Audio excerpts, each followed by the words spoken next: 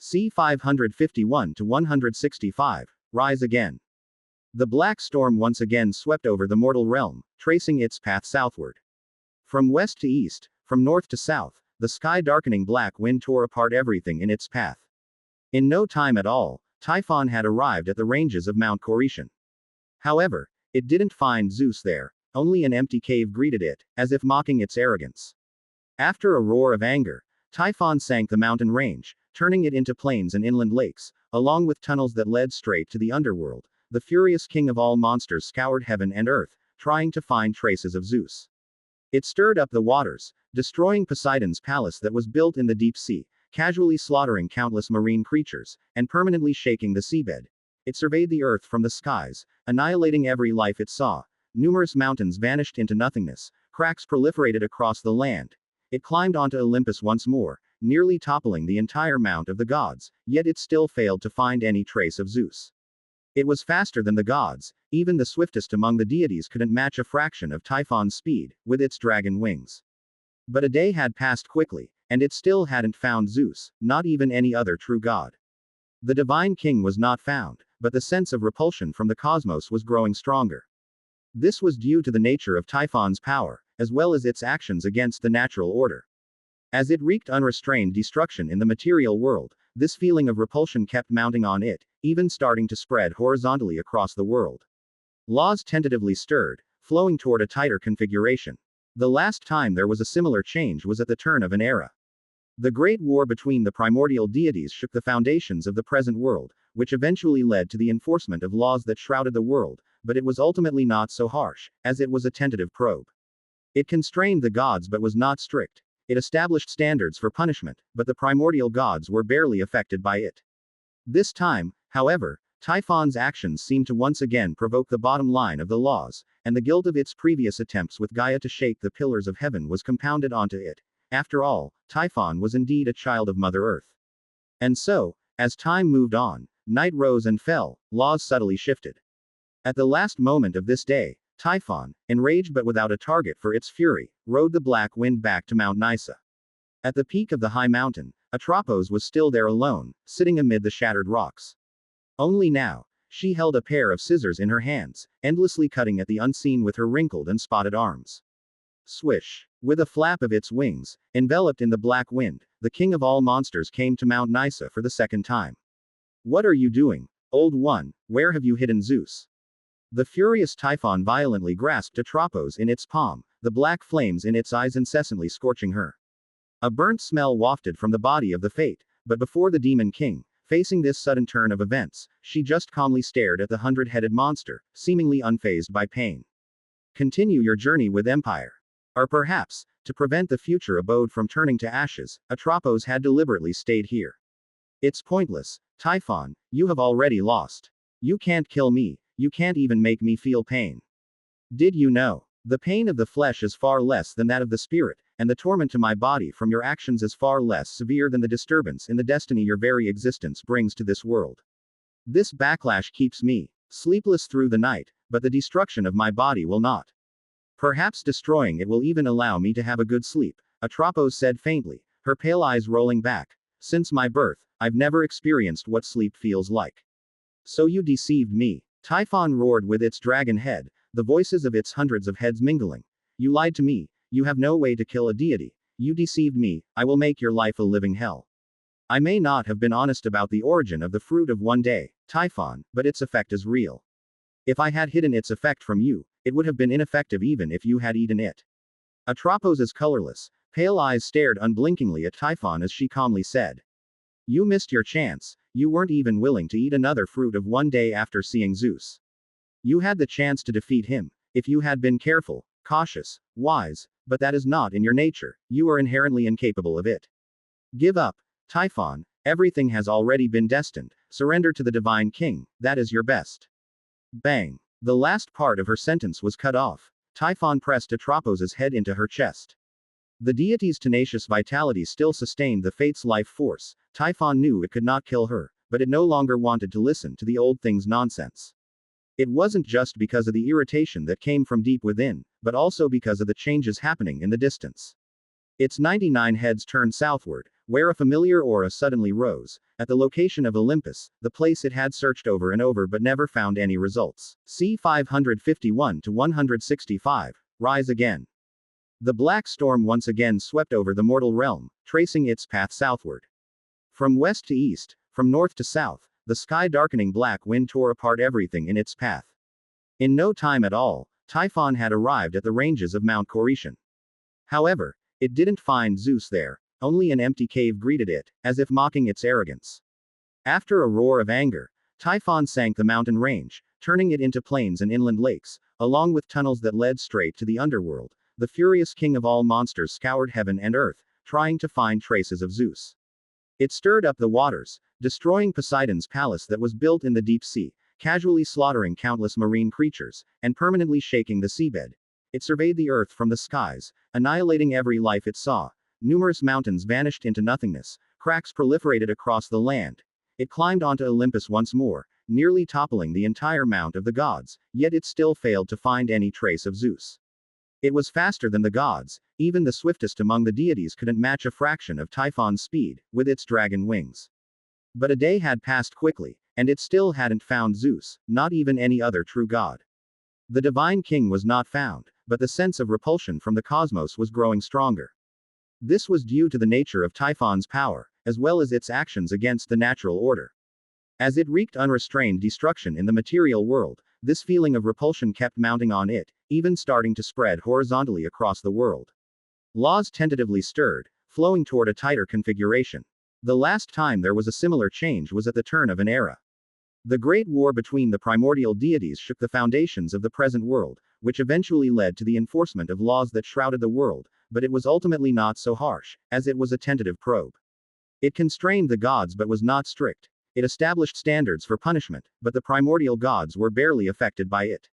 This time, however, Typhon's actions seemed to once again provoke the bottom line of the laws, and the guilt of its previous attempts with Gaia to shake the pillars of heaven was compounded onto it. After all, Typhon was indeed a child of Mother Earth. And so, as time moved on, night rose and fell, laws subtly shifted. At the last moment of this day, Typhon, enraged but without a target for its fury, rode the black wind back to Mount Nisa. At the peak of the high mountain, Atropos was still there alone, sitting amid the shattered rocks. Only now, she held a pair of scissors in her hands, endlessly cutting at the unseen with her wrinkled and spotted arms. Swish! With a flap of its wings, enveloped in the black wind, the king of all monsters came to Mount Nisa for the second time. What are you doing, old one? Where have you hidden Zeus? The furious Typhon violently grasped Atropos in its palm, the black flames in its eyes incessantly scorching her. A burnt smell wafted from the body of the Fate, but before the Demon King, facing this sudden turn of events, she just calmly stared at the hundred-headed monster, seemingly unfazed by pain. Continue your journey with Empire. Or perhaps, to prevent the future abode from turning to ashes, Atropos had deliberately stayed here. It's pointless, Typhon, you have already lost. You can't kill me. You can't even make me feel pain. Did you know? The pain of the flesh is far less than that of the spirit, and the torment to my body from your actions is far less severe than the disturbance in the destiny your very existence brings to this world. This backlash keeps me sleepless through the night, but the destruction of my body will not. Perhaps destroying it will even allow me to have a good sleep, Atropos said faintly, her pale eyes rolling back. Since my birth, I've never experienced what sleep feels like. So you deceived me. Typhon roared with its dragon head, the voices of its hundreds of heads mingling. You lied to me, you have no way to kill a deity. You deceived me, I will make your life a living hell. I may not have been honest about the origin of the fruit of one day, Typhon, but its effect is real. If I had hidden its effect from you, it would have been ineffective even if you had eaten it. Atropos's colorless, pale eyes stared unblinkingly at Typhon as she calmly said. You missed your chance. You weren't even willing to eat another fruit of one day after seeing Zeus. You had the chance to defeat him, if you had been careful, cautious, wise, but that is not in your nature, you are inherently incapable of it. Give up, Typhon, everything has already been destined, surrender to the Divine King, that is your best. Bang! The last part of her sentence was cut off. Typhon pressed Atropos's head into her chest. The deity's tenacious vitality still sustained the Fate's life force. Typhon knew it could not kill her, but it no longer wanted to listen to the old thing's nonsense. It wasn't just because of the irritation that came from deep within, but also because of the changes happening in the distance. Its 99 heads turned southward, where a familiar aura suddenly rose, at the location of Olympus, the place it had searched over and over but never found any results. Unbeknownst to it, the figure that had been defeated by it once was riding the storm, the divine king dressed in armor cut through his previous sorry state, wielding a divine artifact, pointing north. The clouds parted before him, Zeus' majestic and solemn demeanor in full display. C 552 to 165, rise again _2. At that moment, Typhon's chaotic mind seemed to grasp something. It was a trap, and he was the beast caught in the net. Surrender, Typhon, it's all over now. Standing high in the heavens, Zeus had no idea where the gods who had fled from Mount Olympus were now, but he believed they were likely all watching the outcome of this battle. Swear loyalty to me, the progenitor of demons. I can be lenient with you. Roar. Zeus. With a mighty roar, without a hint of hesitation, a savage force was unleashed from Typhon the moment he saw Zeus. What of schemes and tricks? What of traps? What of the fruit of one day and fate? Could any of that hold a place in his eyes? If so, he would not have come to the surface of the earth but would have obediently stayed underground, heeding Gaia's teachings, waiting for the so-called helpers, waiting for the right moment. Now, the old creature had disappeared somewhere unknown, and the whole world seemed to be against him, but he would not fear or hesitate. He was the demon god of destruction, the frenzied monster, and no matter what stood in his way, he had to overcome it first. Boom. A storm that reached from the sky to the earth erupted, charging recklessly towards the divine king, followed by Typhon's earth-shaking roar. To kill you, or to be killed by you, there has never been a third option between us. Explore more stories with Empire. Not far from Mount Olympus, in an unnamed valley. With a gentle chant, the goddess resembling a young girl awakened from her confusion. Everything was as it had been when she left, as if she had merely blinked. But Athena knew that something unknown had definitely changed just now. If it were any other deity, they might really believe it was only an illusion or a momentary lapse, given how lofty the power of the world is, to the extent that even if gods were to take a round trip to the Hemanu world, they would be none the wiser. But there are always exceptions, and without a doubt, Athena and Apollo were those two exceptions. There's no need to mention the latter, for at this moment, the god of light, who was similarly returned to his realm, had crashed to the ground, enduring pain that reached the depths of his consciousness and the wounds of being torn from his origin. Ra's tearing was not merely a physical pull. Amid the collision and clashing of two worlds, the actions of a supreme deity from a foreign realm directly tore away some of his most fundamental powers.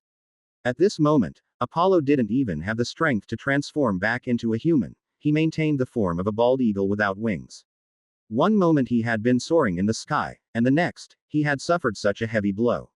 Apollo didn't understand what had happened, but he had to endure the consequences of this sudden calamity. As for the former, at present, Athena felt as though she had been dreaming, and something that had been weighing on her heart since birth had vanished. The sense of relief that came from her soul filled her with joy, prompting an involuntary smile on her face. However, the dream didn't end there. In that bizarre and fantastic dreamscape, she vaguely remembered a blazing light approaching her. The light was so intense, as if it sought to incinerate her, but all that danger was firmly blocked by a figure standing outside. So, was this a premonitory dream? Her gaze shifting, Athena seemed lost in thought. However, the next moment, a loud noise from the outside world interrupted her musing. Boom. The disturbance came from the north. When her thoughts were interrupted, Athena turned around abruptly.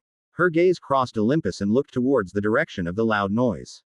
In the north of the continent, black wind and thunder were colliding. The grand battle between the divine king and the progenitor of monsters raged on. It was as if her escape from Olympus had been but an illusion.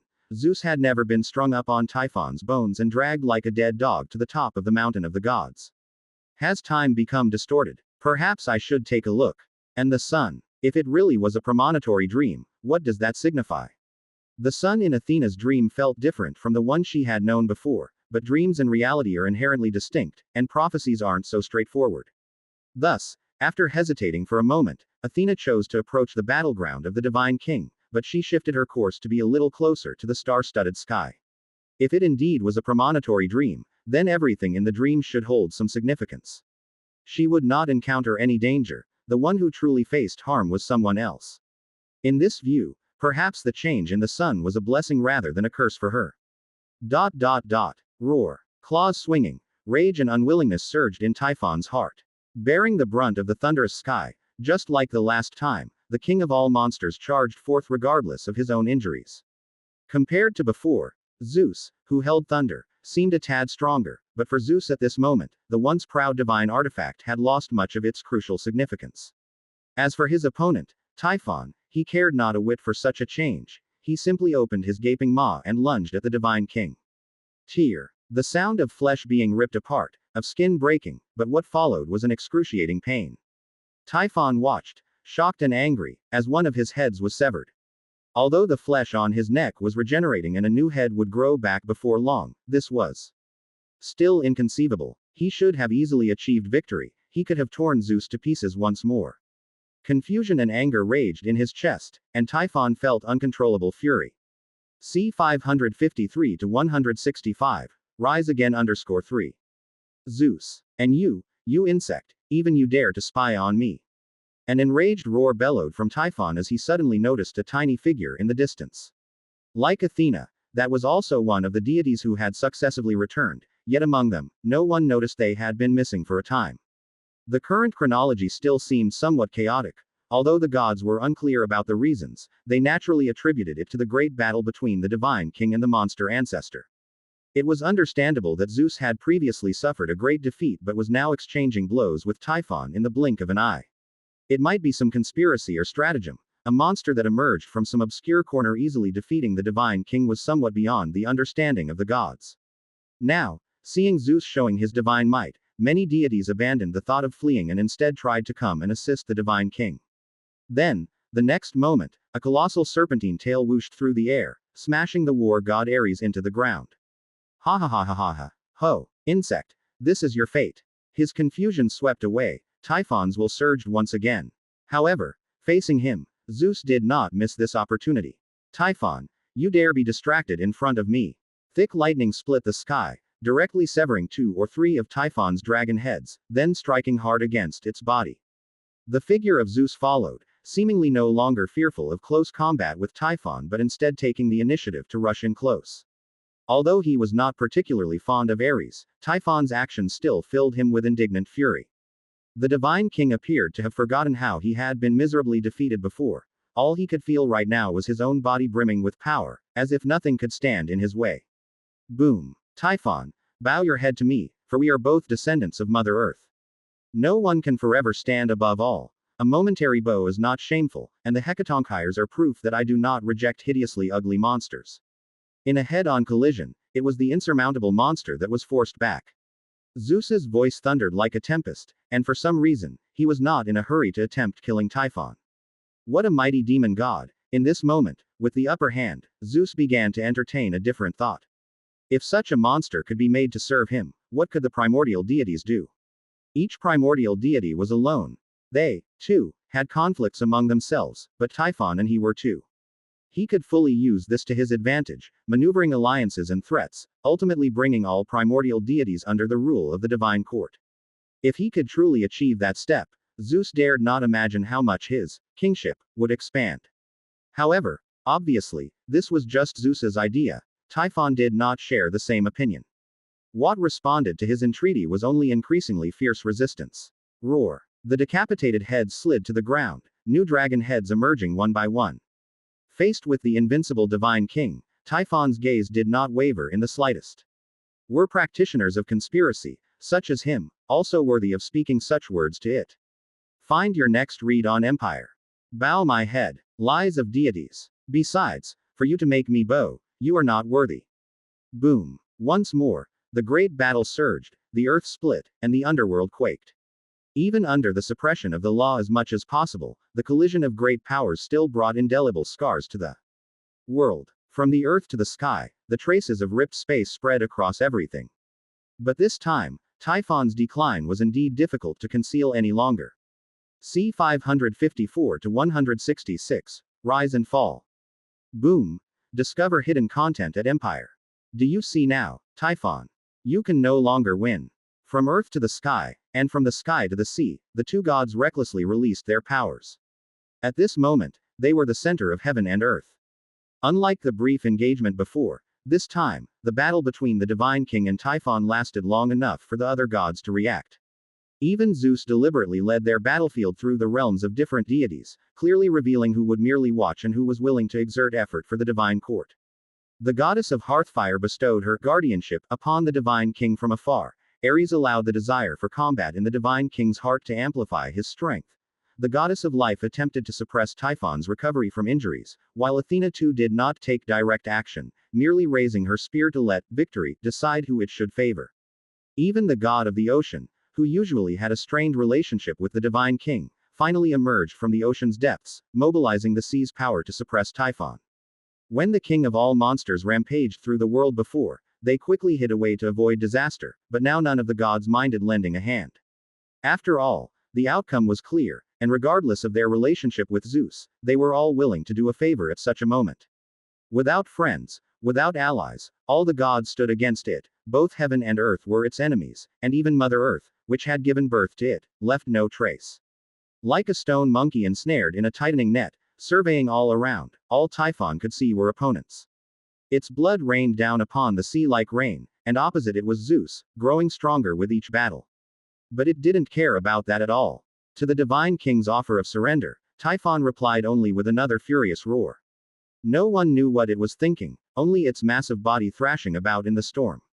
One head after another was severed by the thunderbolts, yet those that remained were still full of fight. Madman, foolish, obstinately ignorant. With an ugly expression, Zeus indeed felt regret, even more than his indignation at being ignored. His sovereign ritual was near its initial completion, and once the 12 pillars were erected, the next step was to continually expand the domain enveloped by the concept of kingship. Even if not considering Typhon itself as a suitable henchman, even if that demon never wished to fight for him in the future, merely having the mighty Typhon submit to him would greatly benefit Zeus's prospects. But it wasn't willing. The madman wasn't willing. Despite having 100 heads, it could not match even the most mundane mortal. Even acting like those despicable unbelievers would have been better, those who mouthed nothing but lies without a shred of faith. At least they knew when to bend with the times, to love life and fear death. You damned beast, when you consumed the fruit of one day and then couldn't find the prisoner who should have been in the Corycian, you should have realized that it was over for you, that you fell into a trap, that it was no longer possible for you to win. You damned monster. As time passed and the powers of fate acted upon him, Zeus felt a constant influx of strength into his body. He was already capable of defeating his adversary, but he still made one last attempt. Typhon, give up. You are too new to this world, and you don't understand its beauty. Surrender. Submit to me. The gods. Enjoy eternal life in eternal bliss, delicacies and finery, beauties and nectar, all the wonderful things in this world belong to us. Isn't that good? Roar. This time, Typhon didn't even speak back to him. Perhaps it said something, but Zeus was unable to understand the monster's roars. Before him, all Zeus could see were the unyielding eyes of Typhon. He finally realized, as long as this creature could fight, it would never submit to him. Fine, since you won't accept wine. Endless thunder surged behind him, forming into a colossal thunderous giant spirit. At this moment, Zeus subconsciously replicated something his father had once done. Perhaps due to the difference between time and the authority of thunder, the incarnation the Divine King summoned was nowhere near as terrifying as the one during the epic change. He couldn't shoulder the sun and the moon, he couldn't span continents with the sweep of his hand, but he still managed to extend his right hand and press Typhon into the very center of the sea. Boom, boom, boom. The next moment, the divine artifact was raised high, accompanying the rumbling sounds as the arrows of thunder acted like a sledgehammer, treating Typhon like iron on an anvil, relentless under the strikes. Thunderbolts penetrated Typhon's immortal body, breaking its bones and scorching its innards, then starting all over again as it healed. A similar scene, the same participants, but the roles had now reversed. Zeus, who not long before had his limbs broken, had now switched places, and Typhon, once victorious over the world, was now utterly powerless to retaliate, struggling in vain. Had it become weaker, or had Zeus become stronger? Atop the sea, Typhon's confused thoughts had no answers, but neither did it need an answer. The pain penetrated to the bone, yet its will remained stubborn, the beating only incited Typhon's ferocity. It was not truly insane, it knew Zeus wanted to enlist it, it was clearer still how luxurious and carefree the life of the gods was. Now, with the reversal of power, that premonition that had loomed beside it since its birth seemed about to become a reality. If it persisted, it was very likely that it would die. Surrender. It seemed as if a voice was echoing beside Typhon's somewhat fuzzy consciousness. Surrender would avoid death, even for the sake of its power. Zeus would surely be lenient with its crimes. As long as it was willing to contribute its strength at the right time, the Divine King would definitely not be stingy with any pleasure and glory. C 555 to 166. Rise and fall _2. No. With eyes wide and round, Typhon looked at the giant spirit that kept pounding down upon him. You want me to surrender, to bow down to you as those ridiculous gods did, hiding my disdain for you yet still calling you my liege. What a fool's dream. Roar. Gathering strength from who knows where, the northern sea roiled endlessly, and Zeus's great hand was slowly lifted inch by inch. The Divine King was somewhat shocked. Even though half of the dragon head had been chopped off, even though its power was being constantly drained by him, could this terrible monster still resist? Zeus looked down intently, but all he saw was that defiant head held high and those eyes burning with flames.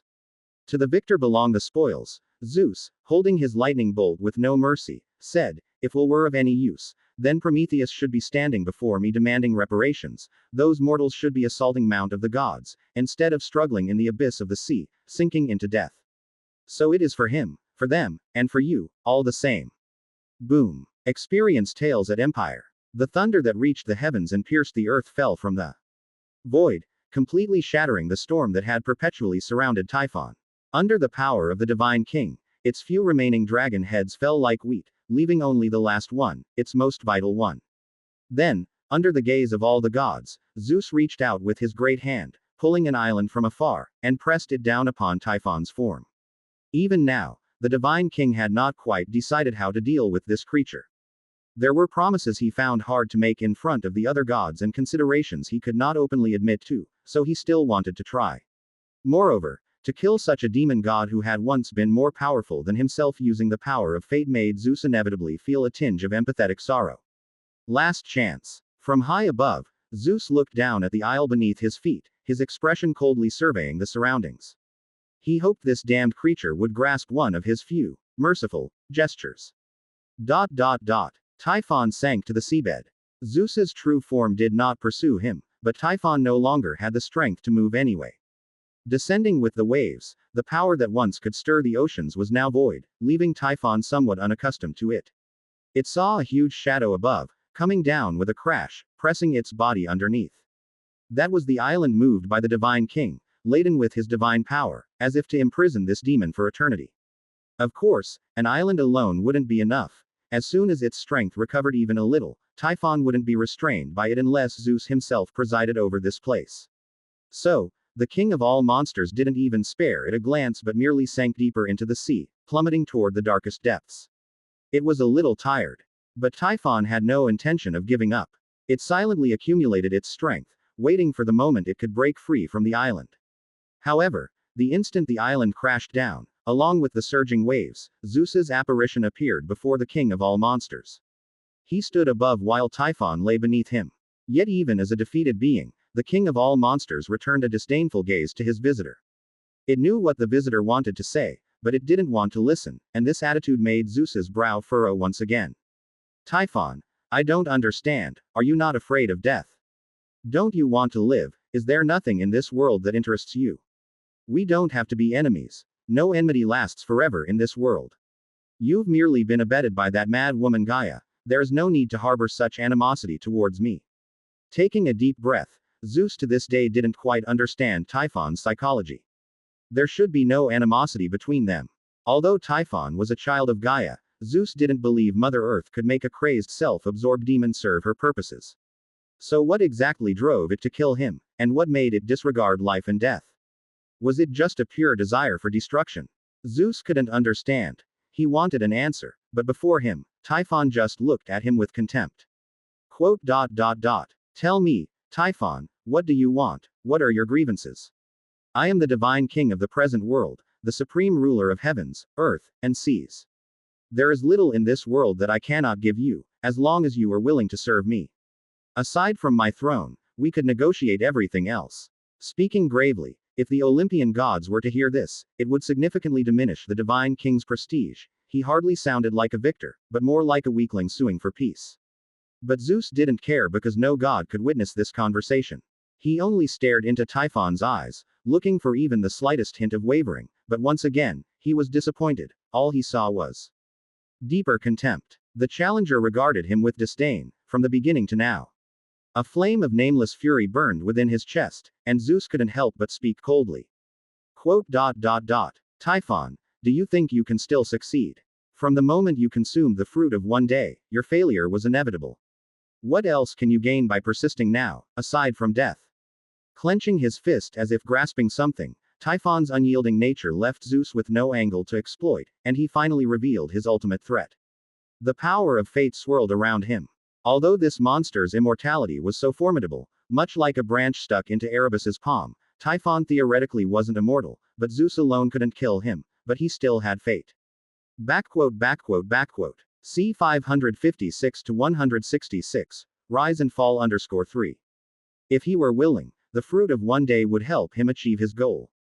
He could kill this monster once and for all, crushing its every will. Ha! So this is the divine king, another puppet on strings. Without fear, without flinching, feeling the death that was within arm's reach, and looking at Zeus, who was threatening it but still had expectation in his eyes, Typhon instead laughed heartily. It knew that Zeus did not understand it, but it had no intention of making him understand. For a being that was a tool from birth, it only wanted to do whatever it wanted to do. It was born with this knowledge, but unlike the Titan deities, the knowledge Typhon had came from its bloodline, from its own power. So the extent of its knowledge was only related to the origin of these powers. It knew of the Mother Tree, that supreme being that saw it as a tool for spreading its power. It knew of Mother Earth, the first life it saw after being born, the deity that saw it as a tool for vengeance. It also knew of the destiny that was originally meant for Typhon, the one that allowed it to be born with the power of an outer god. That destiny was to be defeated by Zeus, to highlight the divine king's bravery. Until now, another person stood before it, wanting it to work for them. Even though it was just a dog of fate, this so-called divine king was actually trying to convince it to surrender to him. Why? Just because you were born as Zeus, you can rule the world, and I was born as Typhon, so I should be crushed under your feet. If this is the world's order, then let him come and kill me himself. In a burst of laughter, Typhon's strength began to recover, as 99 new dragon heads grew back on its tumors. It was so above board, and so unhidden. The divine king clenched his fists as the power of destiny boiled up within him like never before, and amidst this tumult of invisible force, the ancient voice of Atropos spoke. Zeus, think twice before you act. Typhon's destiny should not end here, it should be immortal. Only some force has altered this outcome, but it should not die by your hand here. I do not know what the killing of it will bring, but it will certainly not be what you desire. But I have no choice, Atropos. If it were willing to give itself a chance, then I would certainly accept it gladly. His palm raised, Zeus looked down emotionlessly at the king of all monsters below. Did he ever really want to come to this? But all the divine king saw was head after head of dragons growing out. You will be my stepping stone. You will bring me prestige. You will be made into a buffoon in mortals' tales, and a topic for gods during idle chat. The world will only know that I, the divine king of Olympus, subdued the brutal monster here, saving all life from a demon intent on annihilating the world. That is the only truth. Typhon, is this what you want? Ha! With a scornful laugh and its dragon heads held high, Typhon's body surged with power. Read exclusive chapters at Empire. The island weighing down upon it began to tremble, riddled with cracks.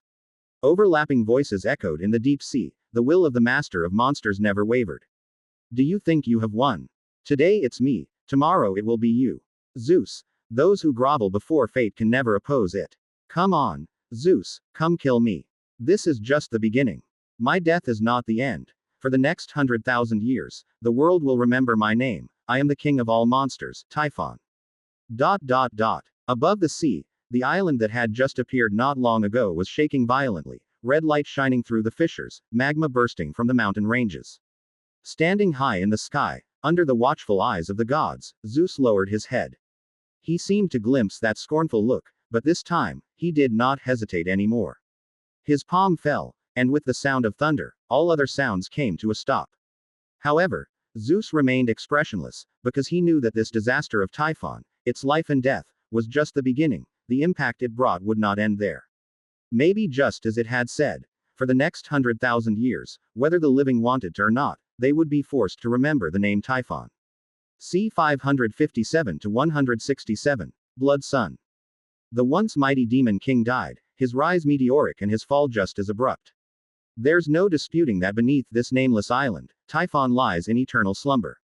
When fate denied his existence and the power that made him chose not to sustain him, the mightiest demon of history was doomed to fall, sooner or later. However, flying above the island, Zeus was also aware that although he had slain Typhon, the power of fate had only targeted the demon known as Typhon. Beyond that, the remnants of Typhon's original essence, which he hadn't absorbed and which fate had judged to be enough to reverse the balance of power between him and his opponent, would not simply vanish into thin air. They dispersed, in some way that Zeus could not quite comprehend. Beneath the seas, later known as the Thalassan Sea, a continuous stream of power seeped out, becoming an indispensable part of this world. As the divine king, Zeus already sensed the will of the law. It did not wish to see this phenomenon continue, and addressing this trouble was Zeus's responsibility. Therefore, a seal is needed here, and someone must oversee it. And it's not only here but on the land as well. His gaze flickered, perhaps because he had also possessed some of the power originally from Typhon. Zeus glimpsed the direction in which those forces would disperse after his death. They separated from the deceased demon gods, then gathered towards life still alive. Typhon's limbs, scattered across the world during the Great Battle, were their targets, and if not contained, the land would once again be plagued with death and disaster. Though many mortals perished because of Typhon, most were collateral damage, as the king of all monsters never really focused on humans. But those lives that inherited his power might not be so indifferent. To prevent Faith's source from being overly harmed, Zeus felt it was wise to plan ahead. Conveniently, he had remained here to try and seal Typhon's corpse, giving the gods a chance to prove their relevance. The chief evil is dead.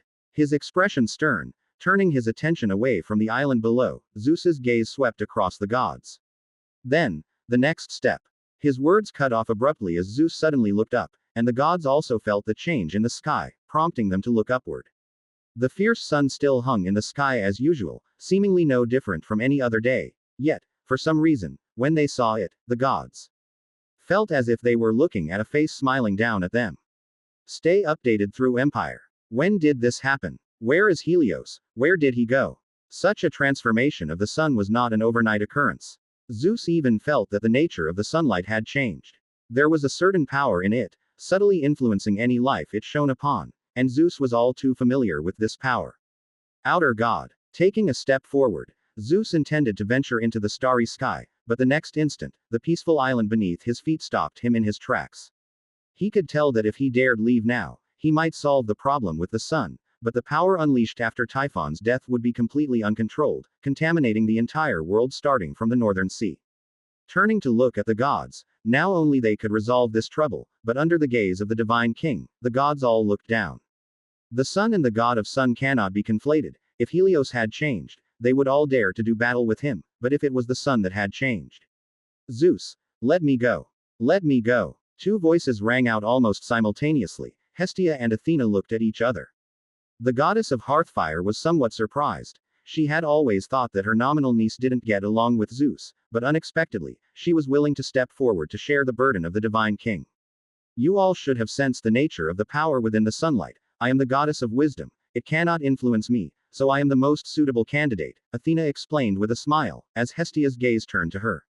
Standing by, Zeus made an instant decision. Then you shall go, Athena. I believe you can solve this problem, at least halt the spread of the sunlight's rays for the time being. But where is Apollo? Looking around, the divine king did not see his son. If the god of light were here to assist, the task should have been much easier, but Apollo was nowhere to be found.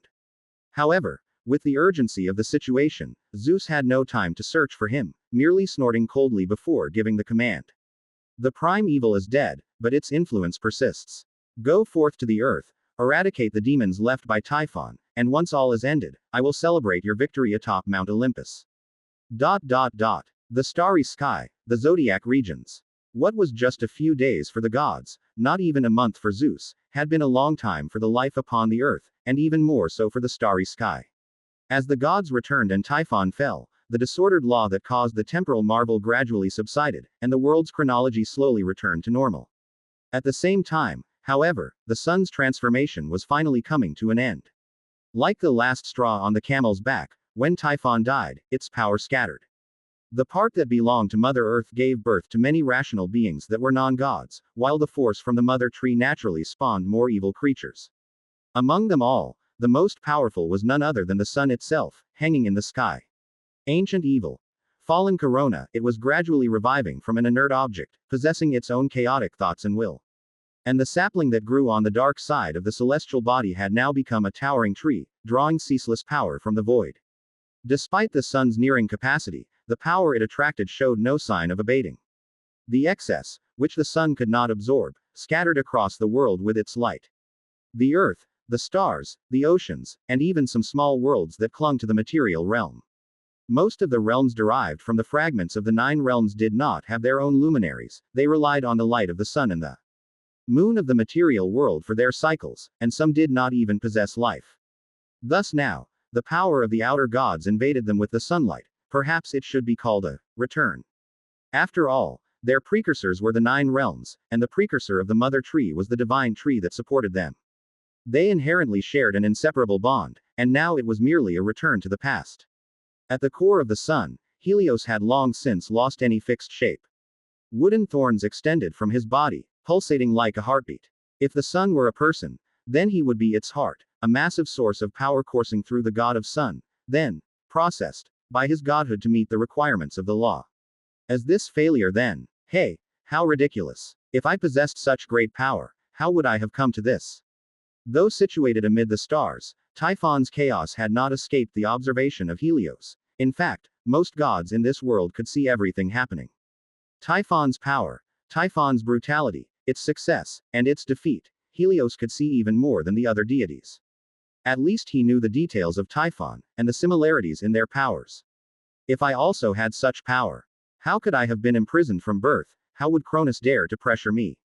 Monsters remain monsters, with no understanding of timing or situation. What meaning is there in all that you have done? No one will understand you, no one will honor you, and even the deeds you've done will be distorted, rewritten. You will become the original sin who sought to destroy the world. Your victory will be painted as the cunning of a deceitful trickster, your failure will become a medal to underscore the wisdom and strength of others. Mortals will celebrate the divine king for eradicating you from the world, thus contributing to his fame and authority. The most important thing is. With a cold laugh, Helios looked at the divine light flying in from the sea. You are dead, so everything is settled. Gods are immortal, so they always have the chance to turn the tables, but you don't. Just like now. I can't possibly fight the world alone, but so what? As an undying true god, I will always wait for my opportunity, like the next cycle of chronology, when the divine king is dethroned. The deep voice echoed in the sun, and Helios felt that he had said too much. He actually understood that it stemmed from his envy and unwillingness. Envious of Typhon's far superior beginning, and unwilling to see it end this way. Seeing such a being ultimately unable to escape the fate of failure, Helios felt a mix of pity for its misfortune and anger at its lack of struggle, but then he thought his own emotions were inexplicable. A mere demon, a madman at that.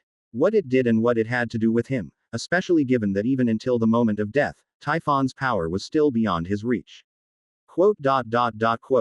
Gathering his thoughts, Helios stopped dwelling on it. His gaze turned to the earth, where, because of Typhon's death, an unknown number of powerful lives had been born. From its fallen dragon heads were born the 100-headed dragons, from its broken snake-like body sprouted the 9-headed serpents. There were monsters with a lion's head and a sheep's body, creatures with a lion's body and a human face. They inherited a somewhat more orderly power, and now they were scattering and fleeing, with no thought of avenging Typhon. At the same time, among the lives born from Typhon's death, many are those who carry the power of the outer gods. Its flesh, which remained in the stars, corrupted an ancient celestial body, and as the power from its death overflowed, that star began to transform into the ancient evil star of death omens. The number of lives unintentionally killed by Typhon was incalculable. Their flesh piled up, agglomerating and distorting under the power of the demon king, gradually evolving into the ancient evil flesh corridor. The flame that burned in Typhon's 100 eyes did not extinguish, it transformed into the ancient evil, immortal demonic flames. And the black storm that once swirled around Typhon's body was also activated by the power from the mother tree, turning into the ancient evil, world-burning wind. They inherited Typhon's power and its undying nature, and unlike those somewhat rational monsters that fled, these ancient evil beings became violent because of Typhon's death, beginning to madly destroy everything around them. From his place among the stars, Helios could see that, in addition to Athena coming towards him, there were more divine lights flying towards their location, attempting to prevent them from harming their worshippers. And that was just on the earth. The god of sun could feel that the changes in the underworld were even more intense. The reason the deities of the underworld had been so quiet from beginning to end was that they simply couldn't take care of themselves. The power of the mother tree was being unleashed without restraint there, and although with Typhon's death, its anchor point to the material world had been temporarily cut off in part, this was clearly only temporary. As long as its power spreads through the material world, one day, it will find a way around the shackles placed on the surface of Niflheim, or even descend to this world in person. It's truly chaotic. Shaking his head, Helios withdrew his energy. Athena was getting closer by now, and he was somewhat curious. In the god of sun's estimation, he might be sealed by the divine king, but it would only be the divine king. But this goddess of wisdom, what made her think she could confront a fallen sun? C 558 to 168, Land of the Dead. In the underworld, the fields of truth. A streak of gray flashed past, and space trembled as Hades staggered out from the void. At this moment, his face was extremely weary, etched with the expression of one who had narrowly escaped a calamity. Just as at the onset of Typhon's disaster, when Helios within the sun was infected by the branches of the mother tree, the underworld, as the interface closest to the abyss and Niflheim in terms of the concept of space and time, was directly corroded by the power of the mother tree. An endless stream of force had been flowing through the fissures in space and time since the outset, bypassing the seals to assimilate everything around it. Some close minor interfaces were altered in an instant, and the underworld faced great trouble. Almost immediately, Hades chose to fuse with the symbol of his godhood to counter this sudden disaster. Naturally, Hades was no match for the mother tree, but luckily, compared to Helios, who possessed only a fraction of the sun's power, the deities wielding authority in the underworld were united, exerting their utmost to block the encroaching power of the mother tree. Moreover, as a cohesive entity, the underworld inherently possessed a greater volume than the sun, which enabled Hades to hold on until the moment Typhon fell. Currently, although many tributaries of the Styx had been silently altered, numerous places within the underworld, divided by the rivers of fire, had already been entirely assimilated by the power of the foreign realm. Reflected upon the deity himself, Hades' robe was missing many pieces, vast tracts of corruption appeared across the gray plains, countless wraiths were polluted into monsters, yet regardless, the main body of the underworld ultimately remained intact. Thus, after toiling for what felt like many years amidst the chaos of space and time, Hades could finally relax a bit. He withdrew from the special state fused with the underworld, instead entrusting Persephone to run it on his behalf. Since Typhon's death, the aggressive incursion of the mother tree had transformed into a ceaseless trickle, significantly easing the pressure on the underworld. Even if the queen of the underworld's power wasn't as great as his, she could temporarily take over. At this moment, Hades was immensely relieved and grateful that he had found his own queen of the underworld early on. Otherwise, he truly would have been unable to stand alone. Outer gods, truly a terrifying disaster. Even the ancient spirit realm and the territories of the primordial deities did not escape. Only Tartarus was an exception. No, perhaps it is simply because the abyss has no external force extending outwards. Finally able to catch his breath, Hades looked out over the vast gray plains. His heart ached, yet there was also a touch of horror. It would be too late to tally the extent of the underworld's losses, but just by considering the state of some of the primordial gods, one could roughly gauge the severity of this sudden calamity. As the chaos of Typhon unfolded, day and night continued to alternate, such that the powers of the land of eternal night and the realm of lightlessness surged or settled like the tide. It was these forces released from their domains that collided with the power of the outer gods, giving rise to two terrifying entities.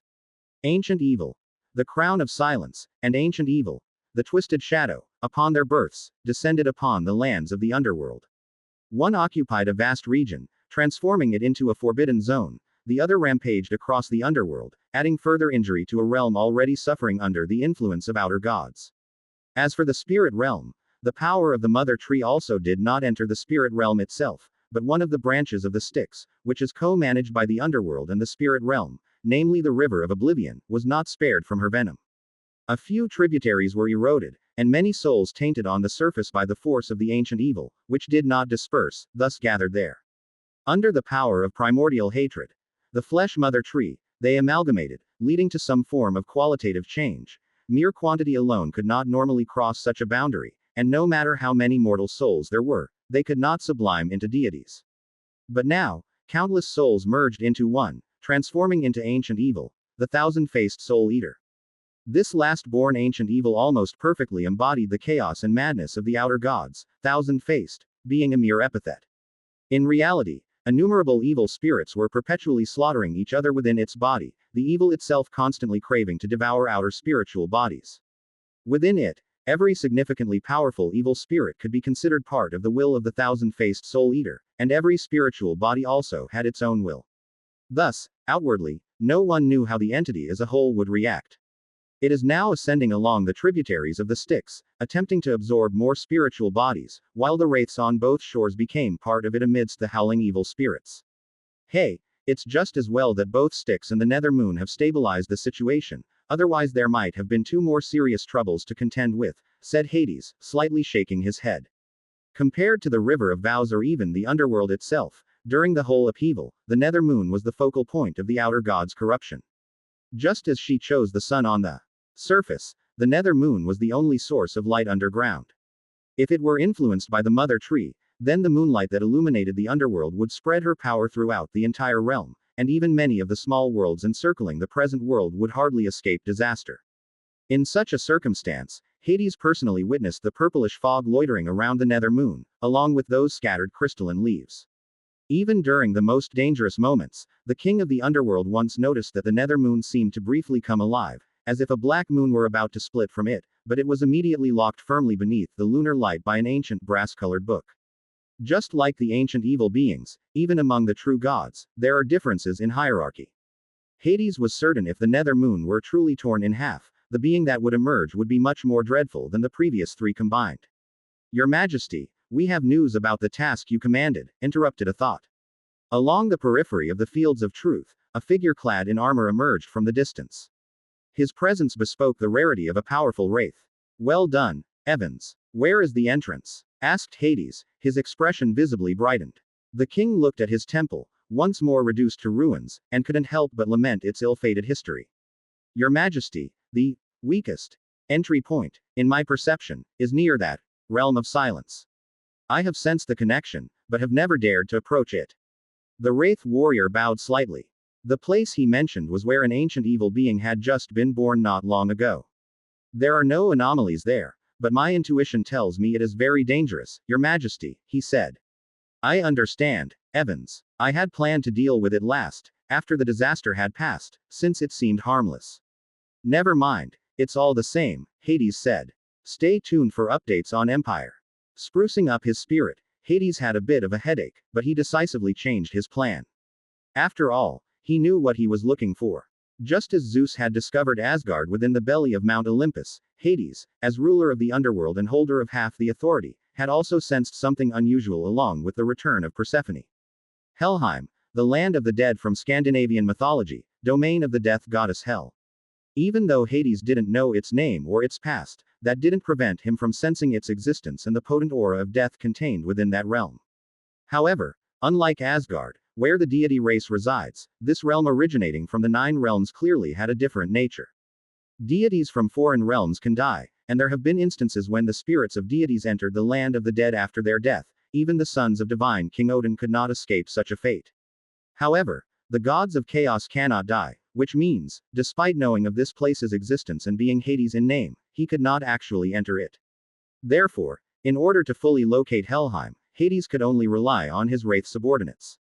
He did his best to nurture them and then had them sense the entrance to the land of the dead in different areas of the underworld. But the power of mortals can never match that of the gods. So, up until today, whether due to the current disruption of laws or perhaps because of the invasion by the flesh mother tree, only now could the wraiths finally pinpoint the location of the land of the dead. Although Hades himself might still be unable to enter, at least he could try to send the wraiths inside.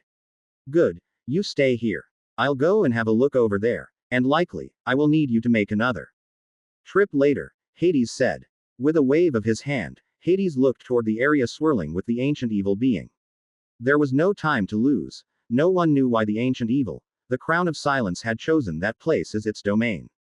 Perhaps it too was eroding the realm for an outer god.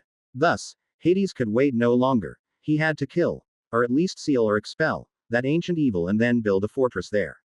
If the wraiths could explore it, all the better.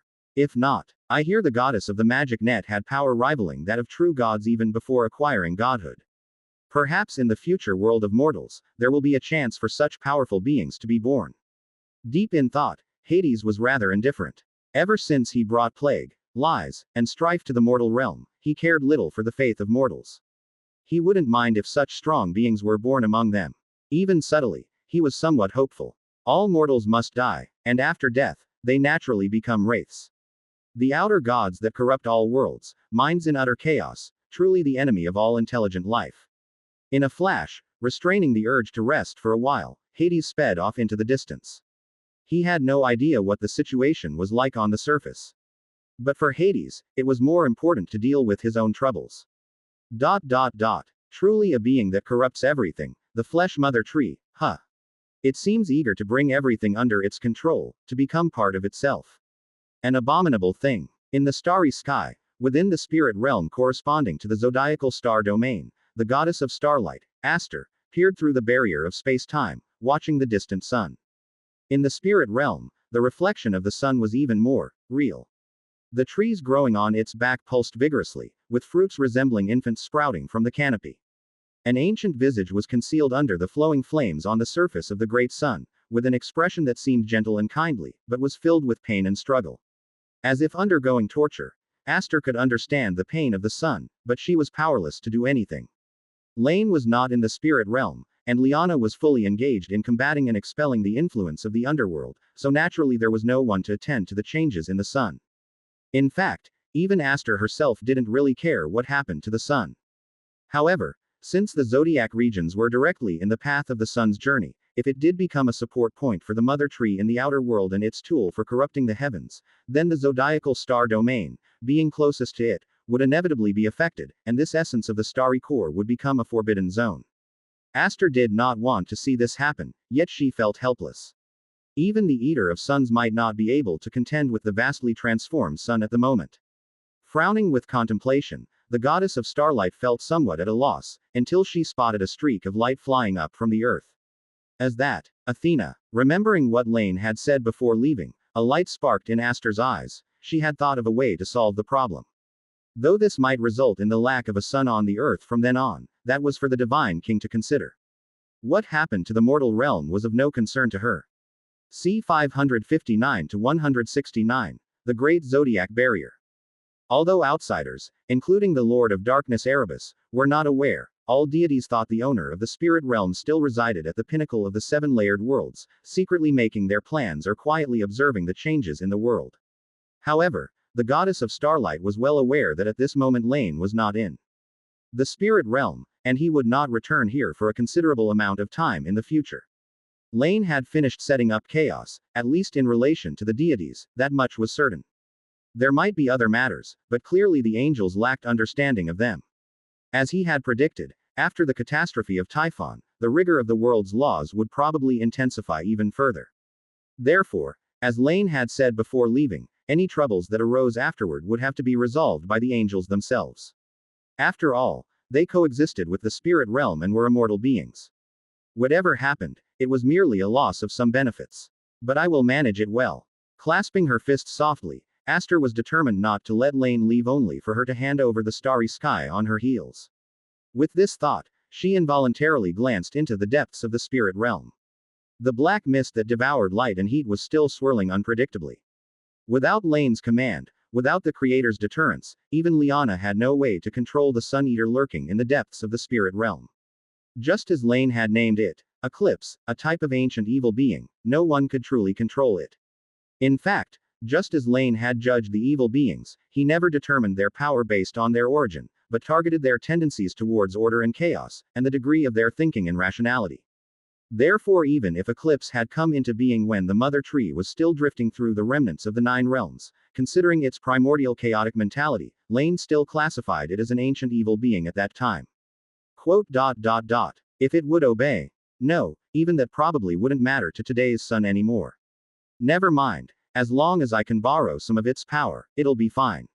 Shaking her head slightly, Aster stepped out of the spirit realm and headed in the direction from where Athena was approaching. The sun had changed. The Sun Eater had no inhibitory effect on the power of the mother tree, relying on it alone couldn't resolve the predicament with the current supreme celestial body. And although she already had an idea, her power was far from sufficient to accomplish it. Fortunately, there was now Athena. With the proliferation of intelligent life on Earth, her divine power had grown exponentially faster than Métis ever did. It was in her hands that the upper limit of the godhood of wisdom truly manifested. Among the Olympian gods now, Hestia's godhood was somewhat weaker than originally, and Demeter was already at the bottom of the domain of powerful divine forces. Hades opted out of the terrestrial disputes, and Poseidon would not count for much before he gained sufficient command over the seas. Aphrodite, who held love and beauty, was nearly ornamental. Although her mighty divine authority could even slightly affect the current Zeus at its full power, with the loss of the original trajectory's little god of love, her power was consequently greatly diminished. The goddess of life didn't have her body nearby, Apollo's origin was injured, and Ares was not worth mentioning. In fact, Athena was already the second most powerful principal god of Olympus at this moment. Unsurprisingly, the strength of her power would inevitably enhance her status. Perhaps not long after this calamity, the mortal realm's kingdom of Athens would become yet another jewel in the crown of the goddess. In the heart of the sun, watching another streak of light flash by, Helios' expression shifted subtly. He recognized the newcomer. It was the goddess of starlight from the spirit realm, also known as the Weaver of Stars, his old adversary, though it was only he who considered her an adversary. Since the Second Era, the starry sky had many rulers, including Hyperion, Cronus, 2 deities of daylight, and the sun occupying some zodiacal star domains could be counted among them, as well as the reclusive ancient Titan god, the lord of lightless celestial bodies Koios, and the goddess of luminous, Phoebe. The goddess of starlight was certainly one of them. She and some other true gods of the spirit realm ruled the zodiacal star domain, and Helios, sister Selene, could also be considered a minor prince. After all, despite her seeming weakness, she did inherit quite a bit of the legacy left by their parents. The gods of stars who once served the mother of light, Theia, would rather pay homage to Selene than to visit Helios, leading to an awkward situation. Spanning 2 eras, Helios never had command over even a fragment of the star domain that followed his orders, not even the region where the sun traveled, theoretically belonged to others.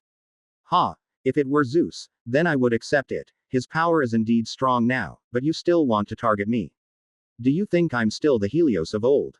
Stay connected with Empire. With a sneer, Helios thought of doing something but then stopped himself. Now, every moment, countless powers of the mother tree seeped into the tranquil world below through the sun's rays penetrating all. Every fraction of power he released now would become a foothold for Helios' intervention in the external world after being sealed by Zeus. Just as the mother tree used him and those evil entities as a medium to affect the present world, those lives affected by the corrupted corona would likewise become his medium. At such a time, it was only sensible to release power as quickly as possible. There was no need for him to be concerned.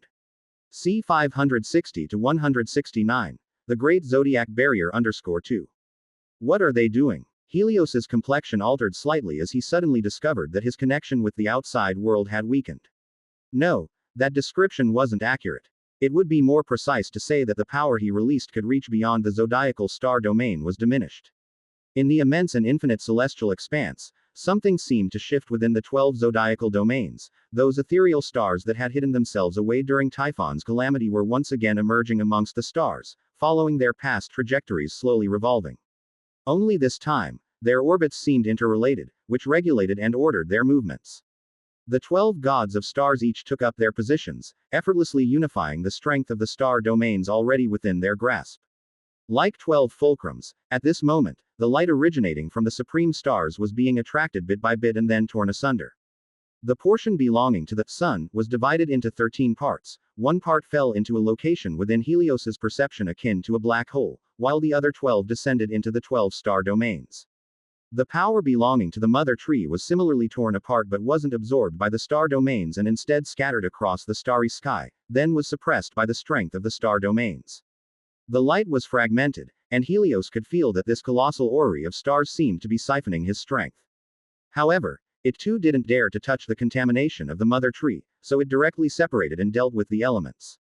Separating the sun's part and the mother tree, using his own strength to fight against himself. As the orrery turned, with nearly every passing second, the light shining from the stars into the outer world was dimming. What kind of trick is this? Do you think you can restrain me with this? Find your next read at Empire. With a cold expression, Helios jolted the sun. The light that he released instantly transformed, turning from ethereal radiance into tangible malevolent beings, which then charged towards the gradually rotating barrier. A mere few gods of stars, perhaps these malevolent creatures are not your match, but the cosmos is so vast, you will certainly not be able to kill them all. As long as they can breach the barrier, the outcome won't be any different. So, in that moment, because the sun's glow was lost, the heavens dimmed.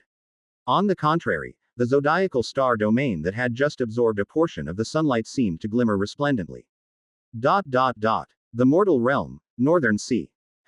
Standing on the isle like a colossal gravestone, Zeus was preparing to inscribe the text upon it. To seal the remnant power of Typhon, he hadn't yet decided how to do it. But as for dealing with subsequent matters, he had already been quietly scheming in his heart. This island couldn't be laid to waste, he would expand this place, moving more islands to join together above. In the future, he would guide humanity here, then they would see inscribed upon it, the stele describing how the divine king had vanquished the world-ending demon. It would be named Sicily by mortals, where they would build temples, extolling the unparalleled might of the divine king, and then despise the despicable sneak attack, but after all, which could not stand against the might of the divine king. They would recount this tale to the generations to come, and this would be the only tale of Typhon that remained in the mortal realm. At this moment, the divine king was mulling over his choice of words, as this concerned some of his own secrets. Hence, he did not intend for anyone else to write this official history for him. However, just when he was about to make his move, the sky suddenly darkened. The sun that previously radiated red light abruptly lost its brilliance, as if it disappeared into the sea of stars. Zeus suddenly looked up and quickly understood the underlying principle. A barrier. Athena still has such methods. No, those are the gods of stars from the spirit realm. During Typhon's catastrophe, not one of the primordial gods showed up, but in the end, it was still I who dealt with it. With a cold laugh, observing the changes in the starry sky, Zeus always felt a hint of familiarity, yet it wasn't quite the same. Nevertheless, it proved very effective. In truth, Zeus had only intended to have Athena delay the situation temporarily, never really expecting her to resolve the major changes affecting the sun. He thought he would have to deal with it himself, sealing the sun. That was no simple task. But now, it seemed she had done very well. This massive ritual apparatus appeared to employ the targeting power of a certain existence against the sun's energy, separating the celestial body's original power, then absorbing and transforming it with 12 star domains. Subsequently, the transformed power could, in turn, be used to suppress those parts belonging to the outer gods, effectively using the sun's own power to combat itself. Even throughout this process, the power dissipated in the struggle could expand and strengthen the area of the zodiacal star domain, a case of killing several birds with one stone. It's just that now she might have a bit of trouble. The one that specifically absorbs the sun's power must be the Sun Eater, which has appeared more than once in the Second Era. It can absorb the light of the sun but is unable to remotely separate the powers that have turned into evil beings. Zeus smiled at the irony, for a solution immediately came to mind. If possible, he quite hoped Athena could resolve this issue directly. After all, if this barrier worked, he could spare the power he'd otherwise have to use to suppress the sun. Therefore, without hesitation, Zeus took out a sphere of light from within himself. A dazzling hall, from which seemed to echo the sounds of battle cries and clashing arms, known as the Hall of Valor, also called Valhalla. It was originally a place where Odin, the divine king of the 9 realms, trained warriors, with female warriors called Valkyries sent to the mortal realm to select brave warriors who died in battle, bringing their souls back to serve. Prepared by Odin for the twilight of the gods, this special palace also had a certain symbolism of war.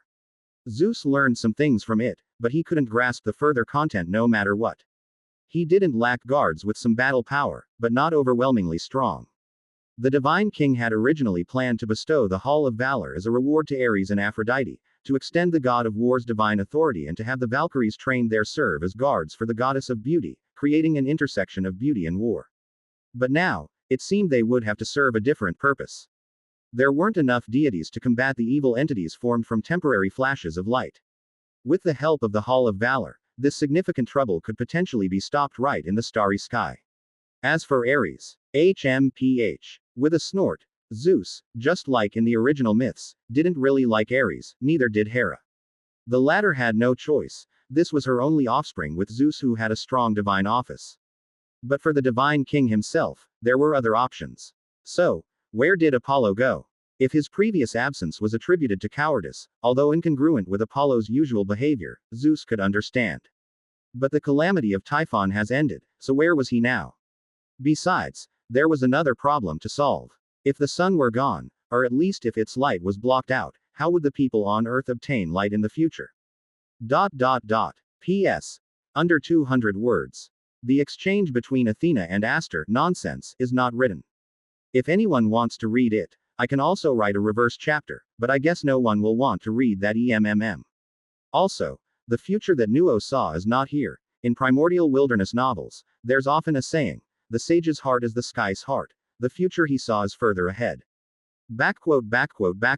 C 561 to 170, the source of the fallen heavens. Zeus, of course, had no idea what light was, but someone had already figured it out for him. At this moment, Apollo, whom the Divine King had been obsessively thinking about, was not in any other place but on Mount Olympus, in front of what had once been the grand entrance to the temple of the sun god. The silver doors had long since collapsed, and, beneath the broken remnants of the ruined temple, a wheel shimmering with a golden aura revealed a corner edge. The divine artifact lay overturned here, buried under rubble, and despite looking somewhat pale, a flicker of joy mixed with confusion passed through Apollo's eyes as he gazed at the scene before him. The divine artifact that appeared here was undoubtedly the chariot of the sun. This tool, originally used by Helios to control the great day, had also been briefly utilized by Apollo. But as the god of sun advanced into a realm of more powerful divine power, this artifact was, in fact, shelved. The reason was simple, for the god of sun, the artifact was actually a symbol of disgrace, at least that's what Helios had always believed. The existence of the sun chariot verified the days he was imprisoned by his father. It was that period that left him with insufficient divine power, so much so that he, a sun god, actually needed the help of an artifact to exercise authority. And afterwards, it became a product of threats from Cronus, witnessing the dark past of Helios. Therefore, when he could easily wield the sun on his own, the sun chariot was naturally abandoned by him, left inside the temple of the sun god on Mount Olympus. And since the king of all monsters who attacked the Mount of the Gods had no interest in such things, it ultimately remained within these ruins. Until today, when light was obscured and the land fell into darkness.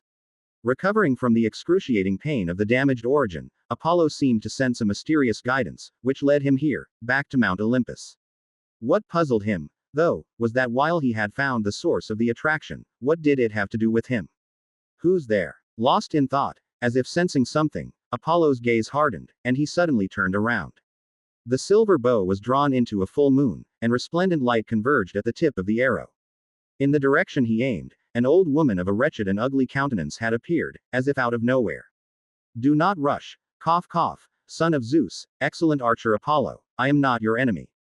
As you can see, I am Atropos, a craftsman who snips the threads of fate. That we meet here is guided by destiny. A trembling hand holding a staff, Atropos offered a smile, but to others, this smile seemed more of a threat. You are naturally sensitive to the fluctuations of fate, and that is why you have come here.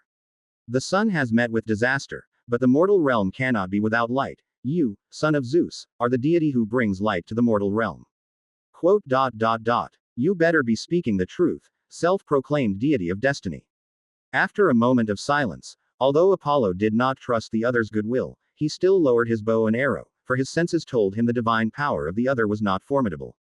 And indeed, as the other had said, Apollo was indeed more sensitive to fate than others. It had always been so in the original myths. Just like Themis, Phoebe, Gaia, and the others, Apollo had once held the oracle stone tablet, earning the revered title god of prophecy. Even though the he of today would never have the chance to touch this divine artifact again, this innate gift had not disappeared as a result. Not. Hold. Destiny. Apollo. I'm but a craftsman who snips it. Simply following the pattern. That's my work. Fate always has its own course. If I act recklessly, the sharp blade of the scissors will only wound myself. Atropos subtly shook her head, correcting Apollo's mistake. Perhaps, but whatever it is, why have you come? Speaking indifferently, Apollo was neither here nor there about it. Of course, I've come to help you, offered Atropos with a chuckle, undisturbed by Apollo's coldness, and incidentally, to prevent destiny from straying any further. The world cannot be without the sun, just as the earth cannot be without life. That is why I have found you, Apollo. Apart from Helios, who has betrayed the world, you are the one most suited to drive the sun chariot. Quote. But I have driven it before, and the results were not very good. Besides, haven't you forgotten something? The tall and handsome deity reached out, and the divine artifact buried under the disarray flew out into the open. Like an endless light source, the body of the chariot, the yoke, the axle, the wheel, shone like gold, and the spokes of the wheel gleamed with silver. The bridle intended for the beasts was inlaid with pristine gemstones. The artifact had not been damaged in the previous catastrophe. But pointing at the chariot of the sun, Apollo bluntly retorted. Find more to read at Empire. That is a chariot frame, and a chariot frame itself has no power. It is a means to harness the sun, not a source that brings light and heat to the mortal realm. That is the role of the sun itself, so even if I can use it, where is the other sun? That is precisely why I am here, Apollo, to guide you swiftly out of this solar disaster. The sun you seek, your sun, it lies right here on this mountain, in your father's treasury. Typhon had no interest in these articles, only you are their destined master. C 562-170, the source of the fallen heavens _2. The sharp laughter rang out as Atropos gestured for Apollo to come over. Predetermined fate's master is naturally fake, and that, son of Apollo, is merely talk. In truth, in Atropos's eyes, if Apollo were to take this step, it could very well entangle him with some old relics from bygone days. But that was of no concern to her. What would become of Apollo was a matter far into the unknown future, but without the sun for even a single day in the mortal realm, countless lives would perish as a result. Having just been born to a fate riddled with holes, Atropos could only borrow against the future to patch up the present problems. As for future matters, they would be dealt with in the future. At least for now, let her catch a breath and put an end to this worldwide disaster. In the absolute void, a speck of bright light bobbed up and down. Azure light coiled around it, gently undulating, bringing with it a slight tide. In the cold void of darkness, a shadow hastened toward the direction of the world, and the closer it got, the greater the power that surrounded her became. Whoosh! Extreme movement turned into extreme stillness. Nyx's figure suddenly came to a halt. Although her power far exceeded that of the gods compared to the pull of the world's force, it was Nyx who ended up coming later despite acting earlier. However, it wasn't such matters that halted her, but the darkness sprawling before her. Is there an issue? Her voice was mild. Nyx looked at her old neighbor. She knew why he had come, for unlike the spirit realm, which was self-contained with the outer world's connections not deep, the land of eternal night without its mistress was inevitably a bit different from usual. If she only moved within the reach of the power of chaos, this difference wouldn't show. If it were average deities, likewise, they wouldn't notice the difference. If it had been another time, this subtle change wouldn't be noticeable, but this time was different. Erebus, who had been her neighbor for millions of years, had always deeply perceived the changes in the land of eternal night. And the birth of the fates had inevitably brought changes to Nyx's tri-phased incarnation.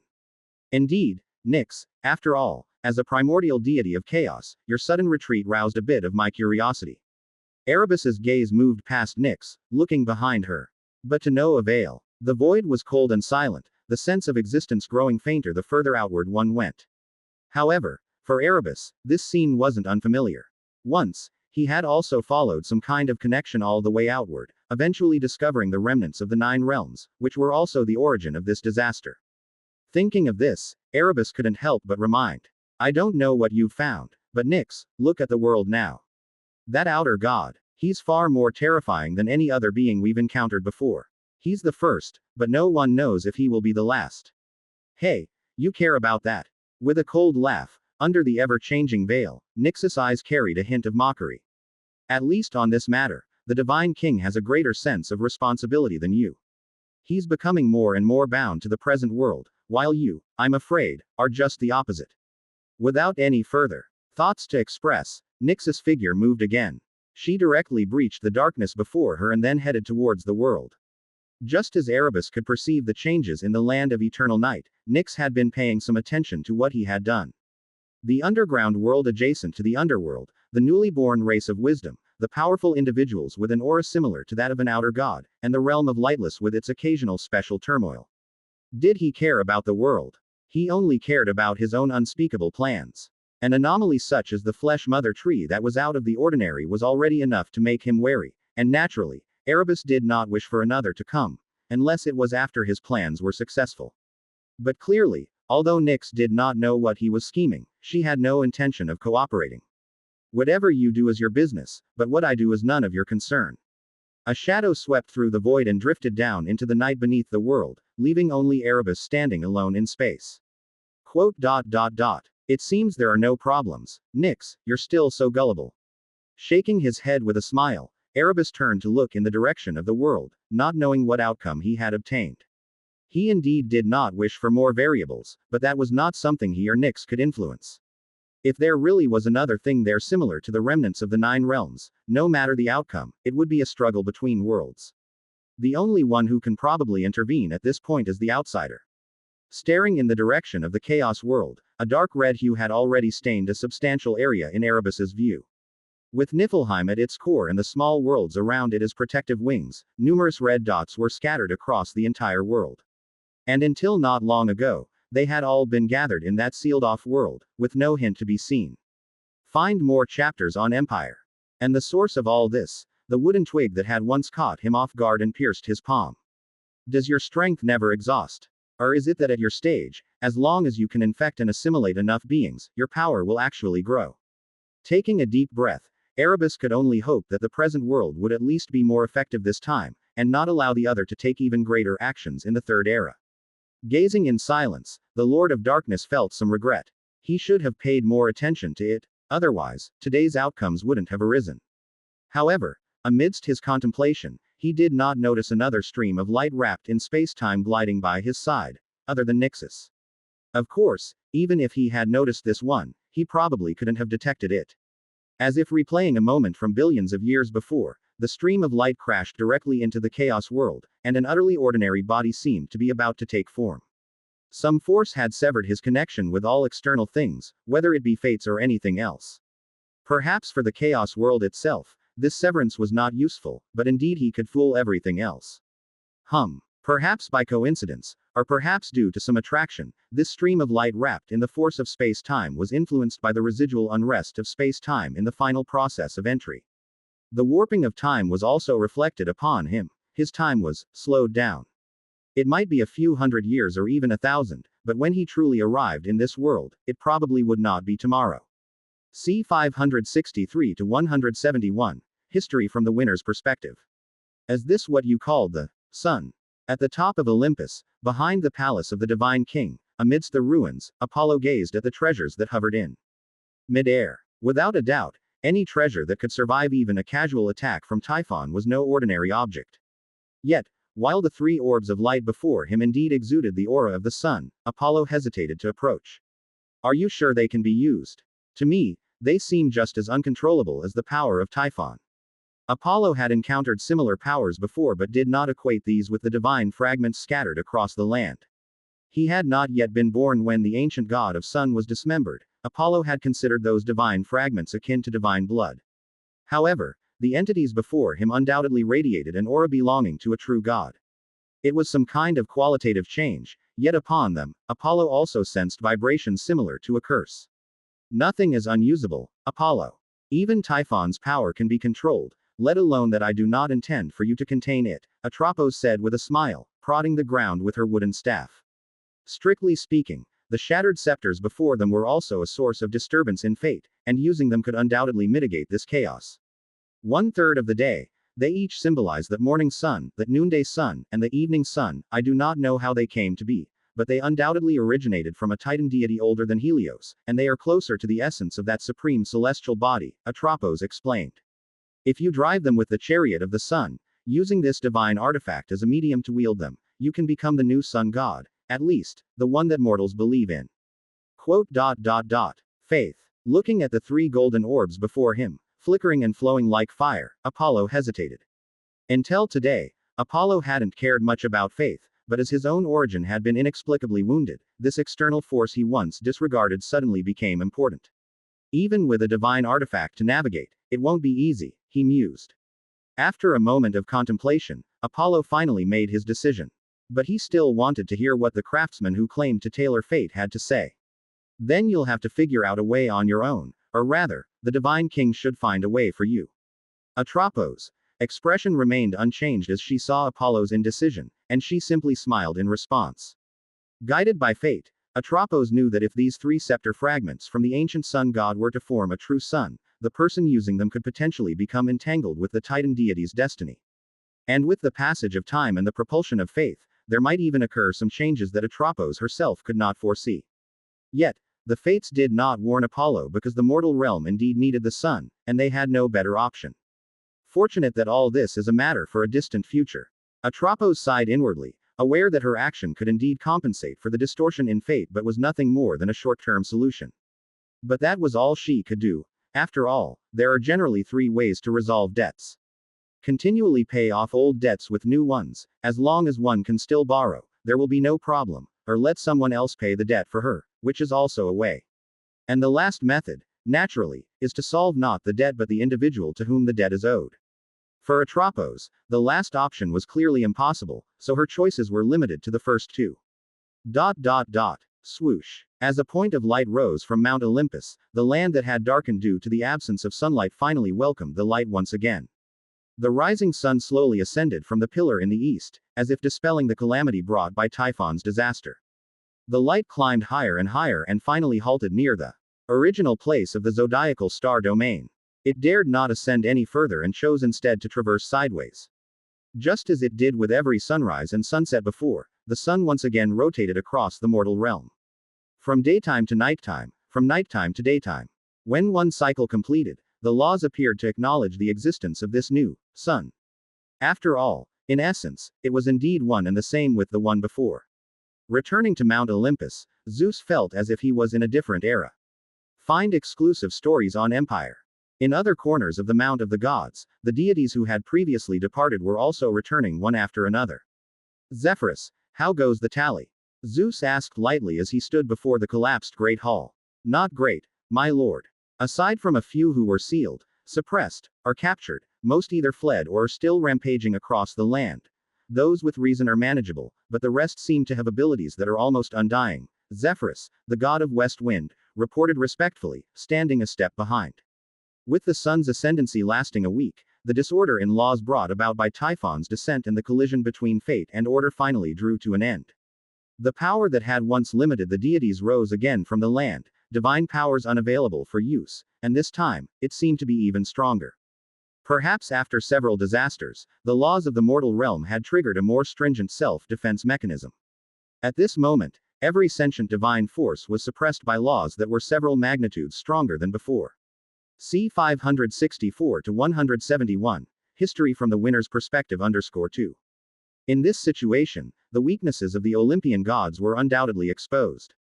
Facing those rampant beasts on earth, without the aid of authority and divine power, the gods were almost unable to withstand a single blow, with only a few deities able to engage with them. This led to the gods, tasked with suppressing those monsters, having to return to the Mount of the Gods and seek help from His Majesty, the Divine King. But what they did not realize was that Zeus actually had no solution to this either. For, compared to constraining the gods, the law held even greater disdain for the unrestrained actions of those with great divine power. And so, as the anointed divine king of the present age, for the first time in history, Zeus sensed the inclination of the will of the law. It mandated that the divine king prevent any primordial deity and outer god from rampaging on earth, but at the same time, the divine king himself had to abide by this rule. As the king of all gods, Zeus was naturally the upholder and exemplar of the present order. Therefore, regarding the gods' pleas for help, the divine king gave no indication of assistance. Atop Mount Olympus, within the temporarily constructed palace. At the moment, the nymphs who had fled for refuge returned to the mountain. They cleaned up the corpses of their kin and the shattered debris, then danced in the great hall to accompany the graces. The disaster had ended, or at least it had ended for the gods, who were eager to celebrate. Everything was so wonderful, the deities were magnificent, victory was inevitable, the divine king was invincible, and no being could overturn the rule of Olympus. However, before they could fully commence the celebration, they needed to summarize the disaster that had affected the world. Every event required a conclusion. For instance, how the invincible divine king came to be thrashed by Typhon and how he turned the tables. Even if the divine king's deeds would be lauded in the mortal realm in the future, there ought to be an explanation. In any case, the affairs of the mortal world should be left for them to resolve themselves, and the evil creatures stripped of power comparable to that of the deities may not be unbeatable after all. With Typhon gone, they are nothing to be feared. Glancing at the gods, Zeus casually dismissed their cries for aid. He shifted the topic, talking about the beginning and end of the disaster of Typhon. Zeus was once defeated by Typhon, an undeniable fact. Countless lives had witnessed this scene, let alone the gods, even the nymphs and elves born among the mountains, rivers, lakes, and seas had many who had seen it. But he would not admit he was defeated head-on, even though in reality, the king of all monsters had indeed brought him down in the dust in a fair and square one-on-one battle with legitimate strength. Therefore, as I've said before, all of this originated from the conspiracy of the outer gods and Mother Earth. The outer god endowed Typhon with a special power, the one you have witnessed, that which corrodes all things and assimilates living beings. No one understands it, no one could have been prepared for it beforehand, it is a phenomenon unseen by the gods. Yet, inversely, Gaia betrayed every secret of the gods to this world-destroying monster, and her treachery went far beyond that. She calculated the time I would leave the Mount of the Gods and made arrangements in advance. She knew I had no suitable weapon in hand, greatly weakening my strength. Finally, she used her authority as Mother Earth to conceal Typhon's presence, coordinating a surprise attack against me. Faced with disparity in information and numbers, the unsuspecting fell victim to the calculating. That despicable monster succeeded, earning a victory without a shred of honor. The voice was flat, but seemed to hold a tinge of helplessness and incomprehension. The divine king appeared to not understand why Gaia, one of the primordial deities, would conspire with an outer god. Was it because she coveted their power, or perhaps sought revenge? But Gaia is a deity of the present world. Even if stripped of her laws, she should bear no resentment towards the current world. Despite her grievances with the divine king, and despite being suppressed by Zeus in front of all the gods, these were not reasons for her to betray the current world, to stab the divine court in the back. If you think the world has wronged you, if you believe the judgment of the divine king is in error, then you should come to the divine court and communicate with the gods. Find adventures at Empire. You should try to change it, handle it in a better way, not connive with outsiders to destroy it. Of course, failure is only temporary. Later, my loyal subject, Zephyrus, the god of west wind found me. Not that you were disloyal, but he just happened to be the closest and fastest.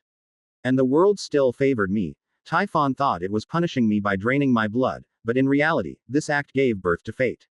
Under my command, fate's agent devised the toxic divine fruit, easily fooling that foolish monster into consuming it. Zephyrus reclaimed for me the divine artifact thunder, an unstoppable blade, ensuring I wasn't left weaponless in the face of the enemy. Stripped of preparation, bereft of cowardly ambushes, when we stood on an equal footing, that ludicrous monster naturally couldn't be my match. No matter how fiercely it struggled, it couldn't escape death in the end. This is the conclusion of the entire incident. The measured voice echoed in the great hall, the divine king with a stern face. There were gods in the middle who had posed questions, and the divine king had gently answered each one. In response to Zeus's narration, although the gods didn't entirely believe it, most did not intend to question it, for the divine king's power in overcoming Typhon was witnessed by all. As for the previous defeat, that was naturally entirely Gaia's fault. Gaia challenged the divine court, slandered the divine king, and pinned the deeds of another primordial god on Zeus, but the great divine king didn't hold a grudge, feeling sympathy for the tormented Mother Earth. He hoped she would come forth and resolve the conflict between them through communication. However, Gaia ultimately betrayed the trust of the divine king, conspiring with outer gods and causing chaos in the world. She even arranged conspiracies and ambushed the divine king. She briefly succeeded not because she was so powerful, but because of the kindness and mercy of the divine king. And her eventual failure was not surprising, for the king of all gods had once defeated her before, and there was no question of this fact.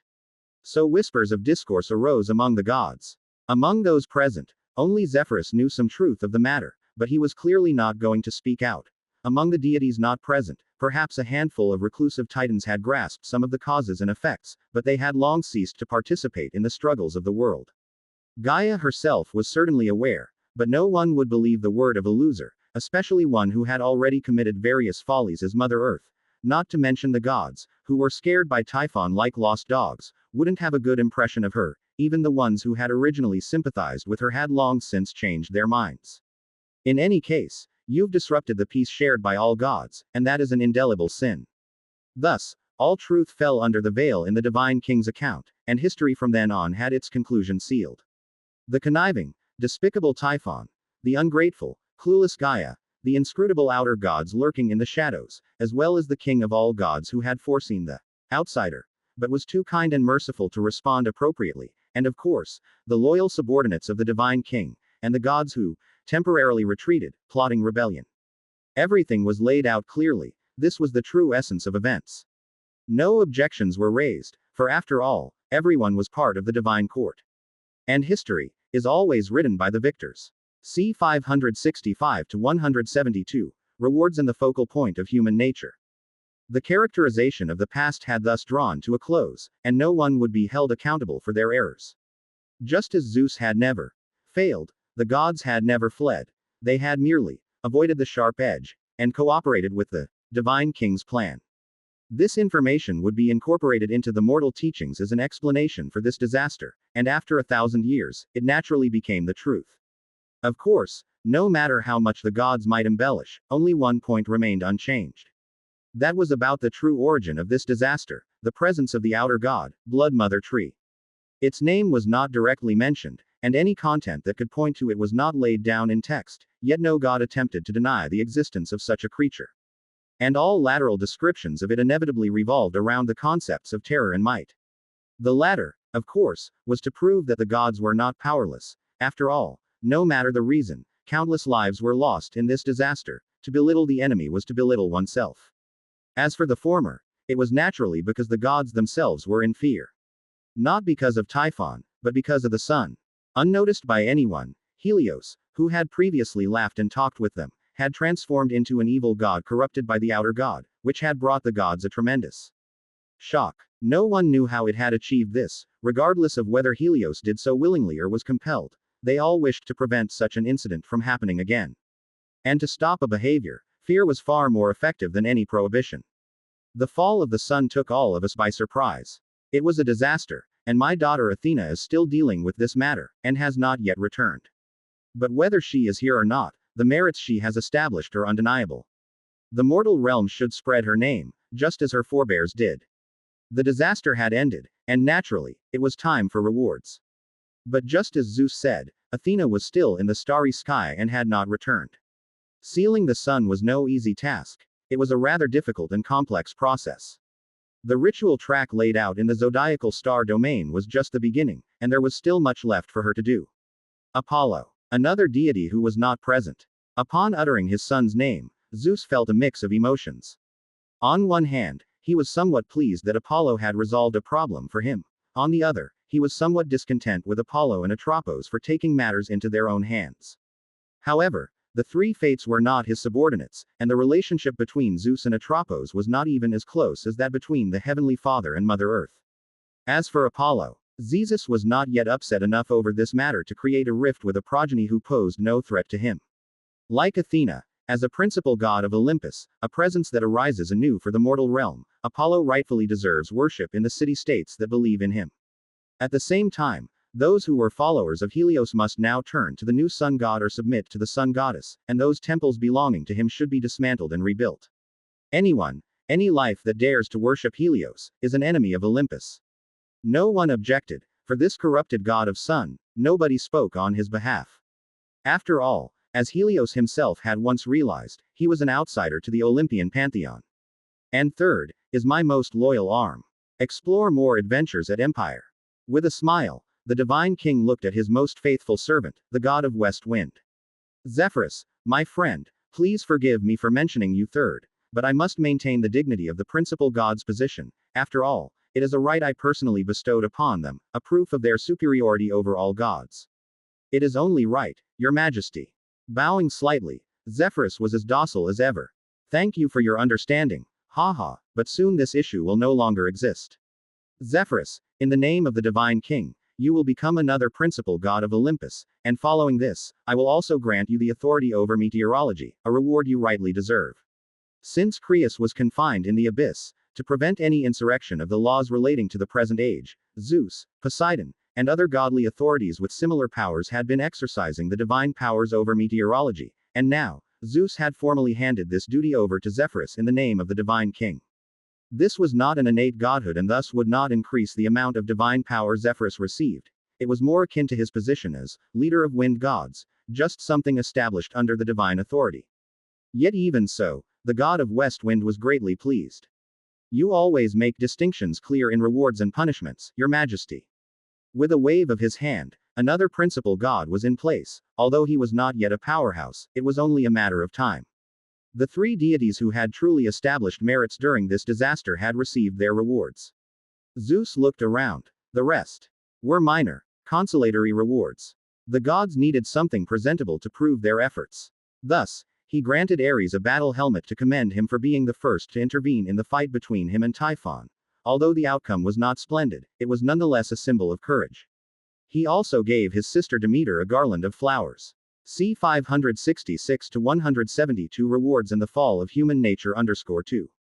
In Demeter's eyes, Zeus saw the same resentment as always, but he still smiled as he adorned her with the beautiful ornament. The divine king never minded being generous in such minor matters. After all, he was well aware of what Demeter was capable of. Afterwards, the divine king consecutively bestowed different rewards upon the gods, some honors greater than the actual gifts. It was not until he had gone full circle that he seemed to finally remember something and turned his attention to Aphrodite. During the catastrophe of Typhon, the goddess of beauty had fled as well, which wasn't a problem, but Zeus was concerned that she had only taken her daughter Harmonia with her. In this disaster, the contributions of mortals are as indispensable as those of the gods. The prince of Phoenicia, Cadmos, proved to me the courage of mortals with his actions. He too shall receive the corresponding reward. Aphrodite, the gift I am giving you and your daughter is such a fine marriage. With a smile on his face, but no hint of negotiation, Zeus announced loudly from the center of the hall. Cadmos will establish a city-state under the guidance of the deities, and Harmonia will become his wife. Read new chapters at Empire. The bravest among humans, he has brought peace to the world with his efforts. His marriage to Harmonia will be the perfect end to this disaster. Following the distribution of rewards, a long-lasting feast began on Mount Olympus. Perhaps to vent their fear of Typhon, or for some other reason, many demigods whose origins were not recorded in later generations were born during this feast. Like Helios and the scalding water goddess's illegitimate child Phaethon, if he had not arrogantly driven the sun chariot, bringing disaster everywhere, his name would not have had the right to appear in myths. And there were many demigods like him. Of course, demigods is a broad concept. It can refer to a race, as well as to a level of strength. These so-called demigods born of the gods, revelry typically refer only to the former, as their powers are not very strong. Although as the first-generation demigods, they are all inevitably capable of entering transcendental domains, but that's about it. Most of them don't even possess divinity sufficient to sustain eternal life, succumbing to age and finally turning to dust. Zephyrus, do you have something to say to me? Strolling along the newly restored mountain path, Zeus looked down at Olympus. The feast had just begun, but the indulgence of the deities often didn't mean the attendants shared the same pleasures. The servants who had escaped the disaster were laboring between the mountains, clearing the shattered rubble, and building new temples. Watching this scene, the divine king was reminded of a deity he had encountered earlier. It was someone he saw fleeing in a panic on the sea while he was confronting Typhon, a small and ugly fellow. To Zeus's surprise, he sensed a bloodline aura similar to Hera's on the individual. At first he was furious, and if he hadn't been fighting Typhon, he would have almost captured the fellow for questioning. But then he realized something. It seemed like the person only bore Hera's bloodline. Considering this, perhaps he could find a way to make him useful. Your Majesty, it's like this. Not knowing what Zeus was thinking about, the god of West Wind simply stood by, hands at his side, showing no difference despite his ascension to principal god. Previously, while I was following your majesty's order to cleanse the eastern lands of demons, I was tracking Typhon's offspring, the three-headed hellhound Cerberus, eastwards when I unexpectedly encountered the goddess of the magic net. Did you suffer at her hands? Shaking his head with a smile, Zeus said somewhat helplessly. Well, I can't help you there, but it's probably just a prank. Actually, as long as she doesn't bother me, let her do her own thing. That's not it. Princess Hecate didn't take any notice of me, perhaps all thanks to your majesty's authority. With an impassive compliment, Zephyrus continued. In the face of the oncoming three-headed dog, the goddess easily subdued the demon. It seemed she intended to turn it into a guardian for her home. But that's none of my concern. I had planned to take my leave, but the omnipresent wind in that area told me that another human kingdom exists there. They are not of the fourth generation of humans. They defy your will, still praising Prometheus as a sage, and most importantly, their faith. They claim the Olympian gods, including you and me, to be false gods, right? Zeus interrupted Zephyrus's narration with a calm demeanor, unsurprised by this. Quote. It seems I was being meddlesome, your majesty. He responded respectfully, but at this moment, the god of the west wind began to regret his words. He had thought it was a place unnoticed by the divine king. After all, it was on the southeastern coast of the land, but now it seems that Zeus had been aware of their existence all along. Zephyrus did not want to know why the divine king had not eradicated them, but he was certain there were things he did not need to know. Ah, my friend, you needn't overthink it. That human kingdom is indeed a bit troublesome, but it's probably not as terrible as you think. It will exist, Zephyrus, but it will exist only there. Ever since the incident with Leto, Zeus had been aware of the existence of Silver Moon City. Those blasphemous speeches, doctrines of disdain for all gods. At first, Zeus was actually a bit panicked, since at that time he hadn't yet established the sovereign ritual, nor had he experienced the war to suppress Gaia. He once thought Silver Moon City's existence was the primordial god's tentacle intending to subvert Olympus. However, later on, as his own strength increased, and with his covert and overt attention to Silver Moon City, Zeus dismissed that idea. He found that those disdainful sayings about the gods seemed not to come from the primordial gods themselves, but from his servants and followers. Human affairs should be left to humans to resolve, especially since the mortal realm is becoming increasingly unfriendly to gods. With a sigh, Zeus was increasingly glad for the existence of the invented divine arts. As the god king chosen by the current will, I will not, nor can I reveal the power of the gods first in the mortal realm. But if you make a move first, he might not be able to beat them himself, but wasn't the world biased in his favor? Zeus was already quite adept at this approach. As for how he would ensure that the aggressor would always be someone else. The followers of the Olympian pantheon far outnumbered the others by more than tens of times. With time, this demographic advantage would only grow. So no matter how you look at it, if the primordial gods do not intervene, the others can hardly be a match. No rush. Musing silently, even though he felt he had the upper hand, Zeus felt he still couldn't be completely ruthless. Well, let the followers in the mortal realm block the others inside.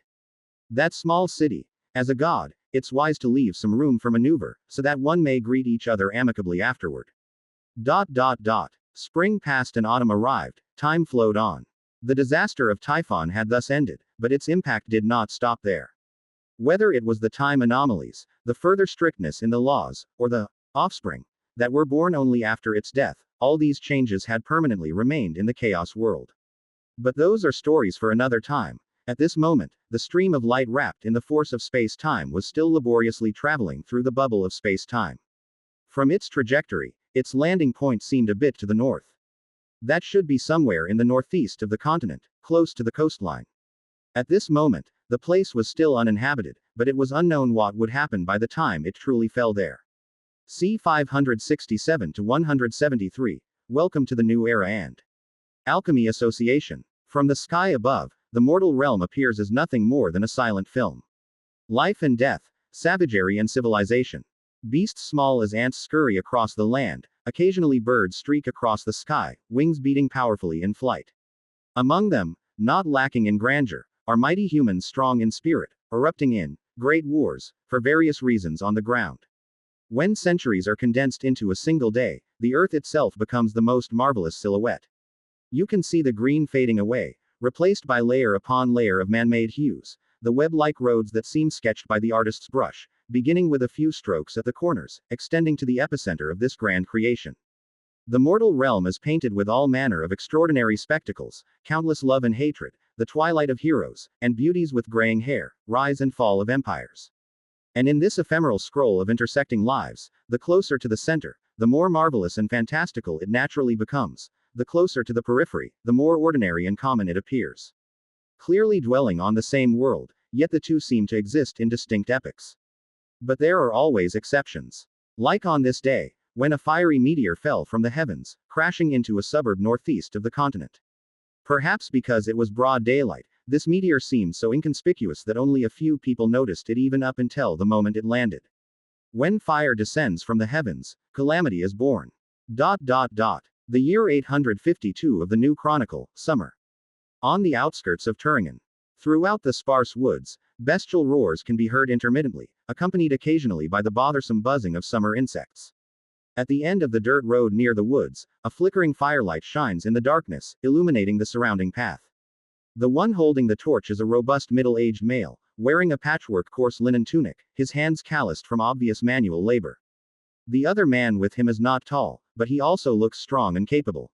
However, judging by his walking posture, his strength, like the former's, has been honed from labor.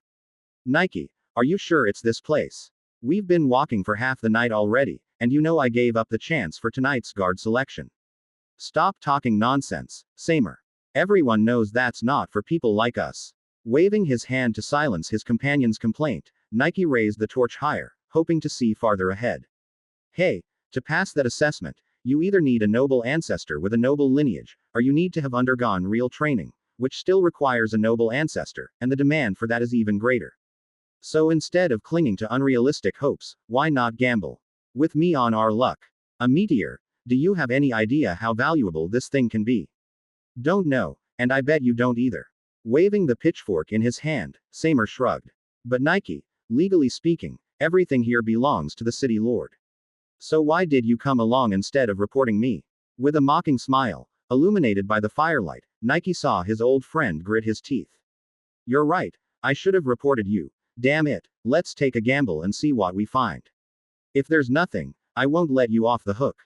Continue reading stories on Empire. In this era where the historical trajectory took a grand detour, classical republicanism coexisted with early feudalism, and even in some nations, slavery and collectivism were still maintained. In any case, at least in Turingen, every bit of wealth on the land belonged to the landowner, and any act of taking without asking was a serious crime, punishable by death, and for such a regulation, even the Church of Justice and Law wouldn't raise an objection. But for two peasants who knew only of tilling the soil, this was almost their only chance in life. After all, although they were not slaves, they were far from citizens.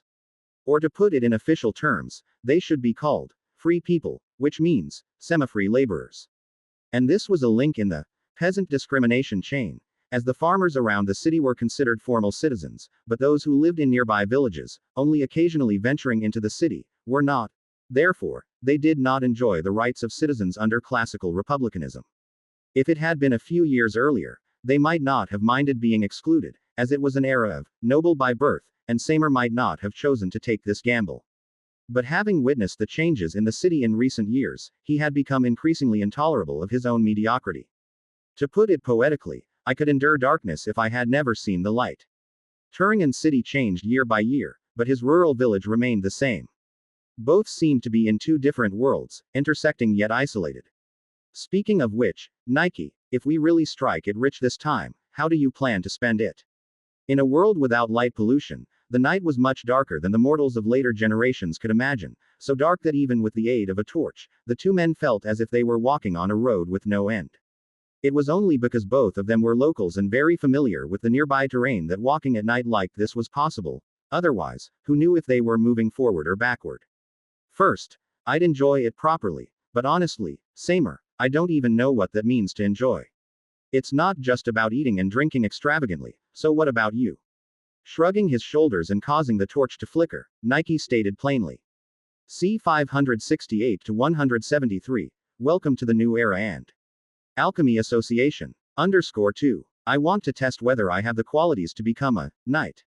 I mean a more precise test. You know, that's my dream. Samer's voice was low, as if he was thinking of something. After hearing his words, Nike fell silent as well. Dreams.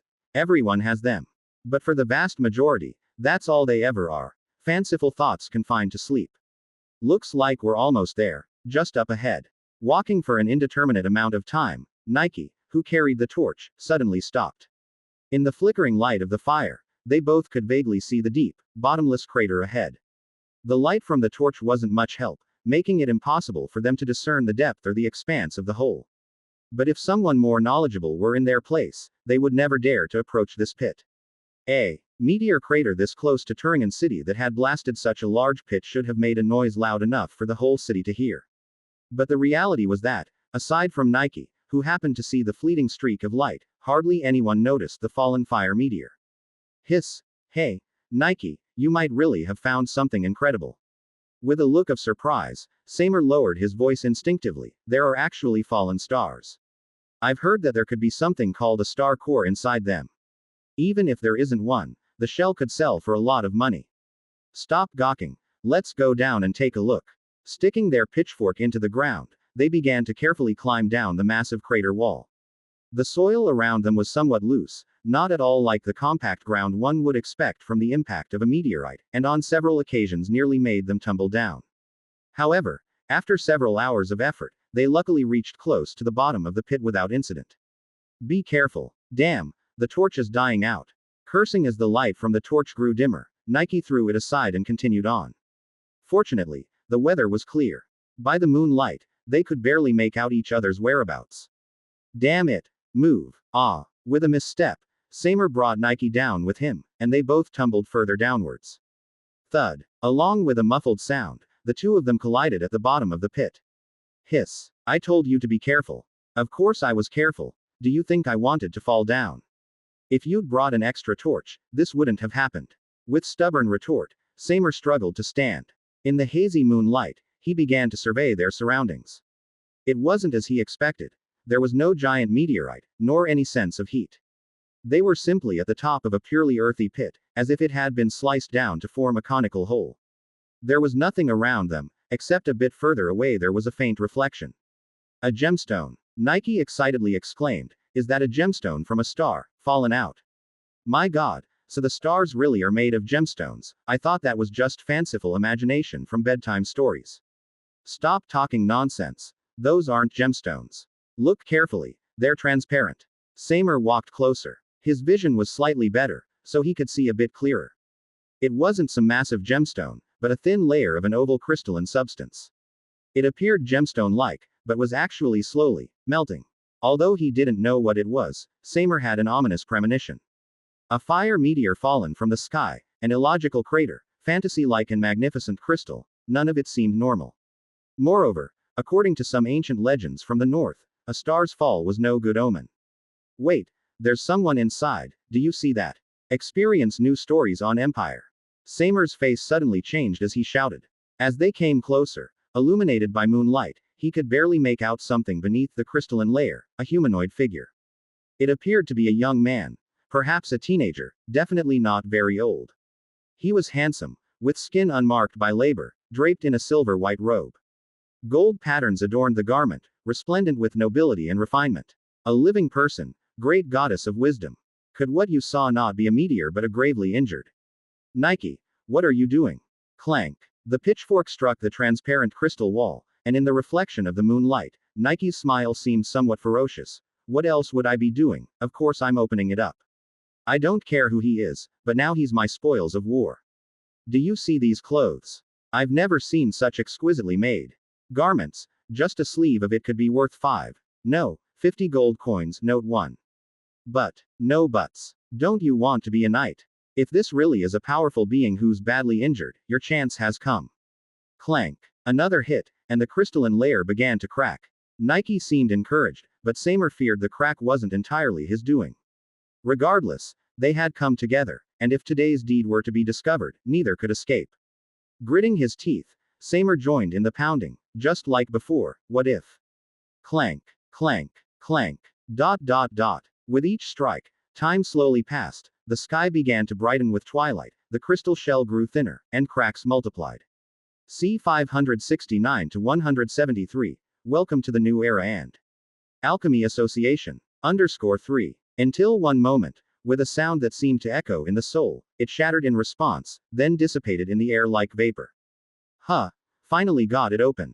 Wiping the sweat from his forehead, Nike's spirits became increasingly agitated. He glanced at the unprotected young figure, a trace of frenzy flashing in his eyes. Wait. Hold on. Don't rush. What are we waiting for? You're not thinking of backing out now, are you? Of course not. With a grave expression, Samer shook his head and then raised the pitchfork. No matter who he is, we've certainly offended him. So it doesn't matter whether he's dead or alive, let's kill him first and then see what we can reap from his body. Without hesitation, under Nike's somewhat surprised but approving gaze, Samer thrust the pitchfork viciously towards the neck of the mysterious young man. It's said that as long as a spellcaster can still think, they can wield magic or sacred power, easily killing hundreds of mortals. Samer didn't know how that was done, the only spellcaster he had ever encountered being a low-ranking priest at the temple, who never displayed such formidable strength. But what if? Who knows what kind of background this young man has? Better to kill him first. At least Samer was clear about one thing, that a dead person could definitely not summon anything. ... Like the deepest memory replaying, traversing faraway time and space amidst chaos and obscurity. Laine still didn't know how he had come to this world, his understanding of it only beginning after awaking from a long slumber. Now, he was experiencing a similar scene, only this time, he had created the opportunity for himself. Swish. His thoughts not yet clear, but the sound of a sharp object cutting through the air instantly made Laine aware of his situation. Almost subconsciously, following the direction of the sound, he reached out to grab. The pitchfork, smeared with mud, wasn't sharp enough to pierce Laine's palm, but he still circumvented the tip, grasping the junction between the tine and the handle with precision. Then, in the eyes of the astonished attacker, he first pulled back with force, then pushed forward. Giggle. Samer, holding the pitchfork, was startled by the suddenly mobilizing Laine, but before he could react, an unexpected force sent him tumbling forward, and the pitchfork slipped from his grasp almost simultaneously. The next moment, he saw the long handle that slipped from his hands being turned into a weapon by another, striking back at him. However, having lost his balance, Samer couldn't respond in time and was hit directly in the throat. Accompanied by a teeth-gritting crash, his throat bone was shattered on the spot, and he fell to the ground, gasping, "Heh heh." Everything happened in the blink of an eye, and it wasn't until it was over that Nike just beginning to react. No, wait, this is just an accident, I mean, spare me, Shish. Flipping the pitchfork in his hand, Laine precisely plunged it into the chest of the fleeing farmer, silencing his mumbled pleas. Narrowing his eyes, Laine slowly surveyed his surroundings, ascertaining his current situation. There was no sight of a familiar primordial god or any other deity upon opening his eyes, nor a large crowd of onlookers, such as the guards of a mortal nation. It seemed the outcome was satisfactory, at least there were no major deviations, otherwise he might have had to start over. In fact, the moment Laine sensed the force enveloping him crashing into a special temporal bubble, he had prepared for failure. But this was an attempt, and he had no determination to succeed or perish in the endeavor. Fortunately, everything went smoothly, saving him quite a lot of effort. Continue your journey on Empire.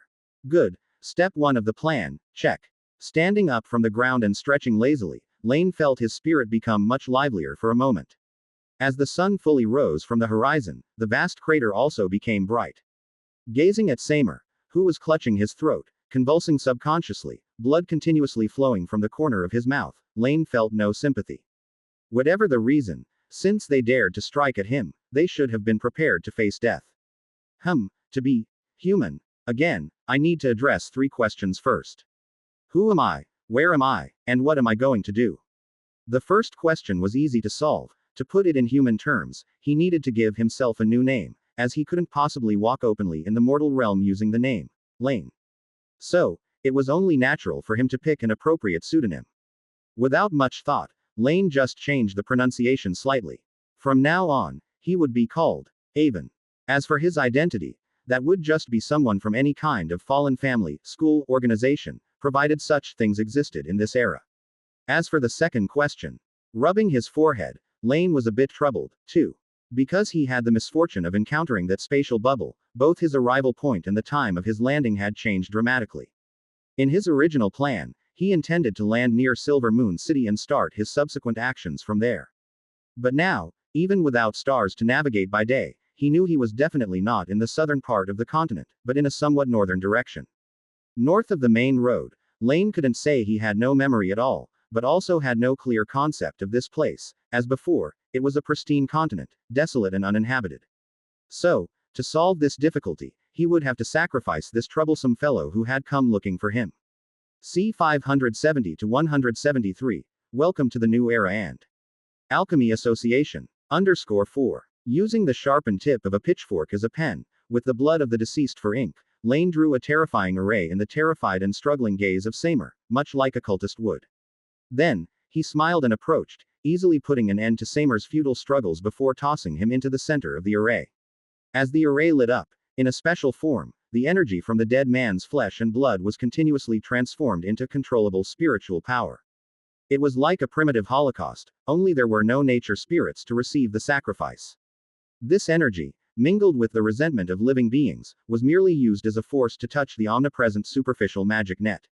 With a flash of inspiration, the witchcraft advanced detection of thought was effortlessly cast, which was the sole value of Samer's extended life. Like a film reel, a massive amount of useful and useless information flashed before Laine's eyes.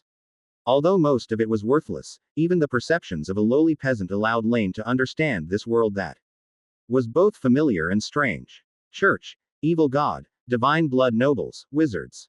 New Chronicle, the calendar established with the founding of Athens as a marker. The nation blessed by the gods, Olympia. The sanctuary of the heavenly empress Argos. Blood sacrifice, natural disasters. Northern barbarians worshipping the evil god, claiming that everything has a spirit and can become a god. And there's Turingan City, the northernmost city-state within the Athenian sphere of influence. The city has seen major changes recently, because the king of Athens signed an agreement with the Emerald Ring Alchemy Society, leading to alchemical products gradually flowing out from the capital. What's this situation? Are the humans of the Chaos world so fierce that they have researched alchemy to such a degree by themselves? One by one, unexpected but welcome pieces of news flowed from the memory. In fact, Laine was a bit incredulous, not expecting a mere mortal he'd randomly selected to be so experienced. However, he had no time to focus on the individual's loves and hatreds, nor why he knew such irrelevant information. His attention was solely fixed on this Emerald Ring Alchemy Society. From nothing to inventing alchemy. If it were a god, it would be understandable, but how did humans achieve this? He was curious. As he pondered, Laine's attention was instantly captured by the content in the memory. It was precisely what he had wanted to know, the inventor of alchemy, and the president of the Emerald Ring Alchemy Society. Question mark. He slowly typed out a question mark, and once again, Laine felt that this world was indeed very interesting. A child from a village outside the city of Eryxis who later went to study in the southeast of the continent. In Condonia City, he learned the secrets of witchcraft and, after becoming a grand sorceress, declined the White Tower's invitation, delving into the mysteries of witchcraft on his own. Enjoy more content from Empire. Eventually, after countless failures, he proposed the concept of equivalent exchange, believing that everything in the world could be transformed into another, and personally accomplished the feat of transmutation, thereby founding a new school of alchemy. His name thus spread among all countries. Hey! With a low chuckle, the memory before his eyes reached its conclusion, and Laine granted the unfortunate soul a swift end, then dusted off his clothes.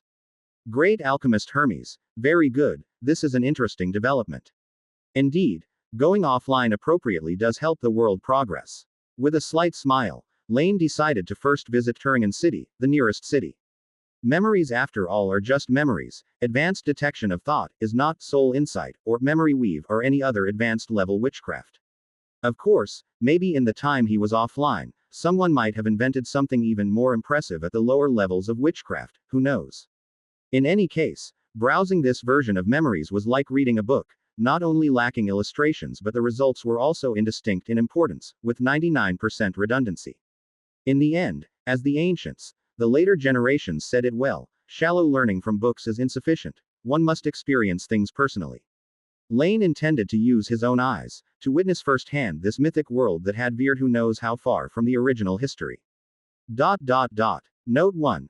Regarding the names of the currencies in ancient Greece, different sources say different things. Here we use gold coin for stater, silver coin for drachma also made of gold, but more silver coins were present, and this is still the name of the Greek currency, and copper coin for lepta, strictly speaking. It's a subsidiary currency, not a copper coin, but let's say it's a copper coin here.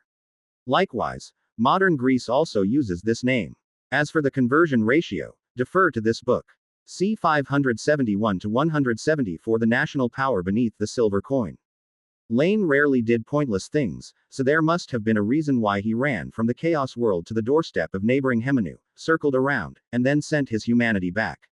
Just as the doomed palace could not be born under the unilateral shroud of the power of chaos, Laine could not possibly divide his own humanity within the world, which would have been nothing more than self-deception.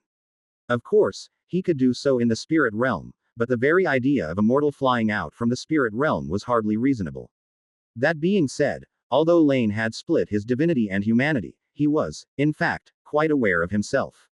The division might not have been as complete as imagined, with the most evident example being that the chaos world itself could still detect the connection between the two, as well as his currently intact memory. Truly mortal souls would not be able to carry the mysteries that Laine knew of. Having once seen the true form of the flesh mother tree, if replaced with a purely mortal entity, this memory would likely animate within his thoughts and assimilate him into a part of itself. At best, and with some luck, he would become a fanatical follower of a cult. It's not a big issue. I just wanted to become a complete great divine power. This level of division of humanity should be sufficient, he mused. With a little trickery to erase his own traces, Laine climbed out of the pit. Facing the morning sun, he took a deep breath of fresh air. As a deity, it had been many years since he had done such a thing. When he lost the major influence of divinity, his spirit also felt much lighter. It was like something heavy had been lifted. At that moment, Laine felt as if he had returned to the time before he came to this world when he was still immortal. He had a sense of humor and enjoyed jokes, relished fine food and beautiful scenery, felt compassion for the misfortunes happening before his eyes, and took pleasure in the admiration and praise of others.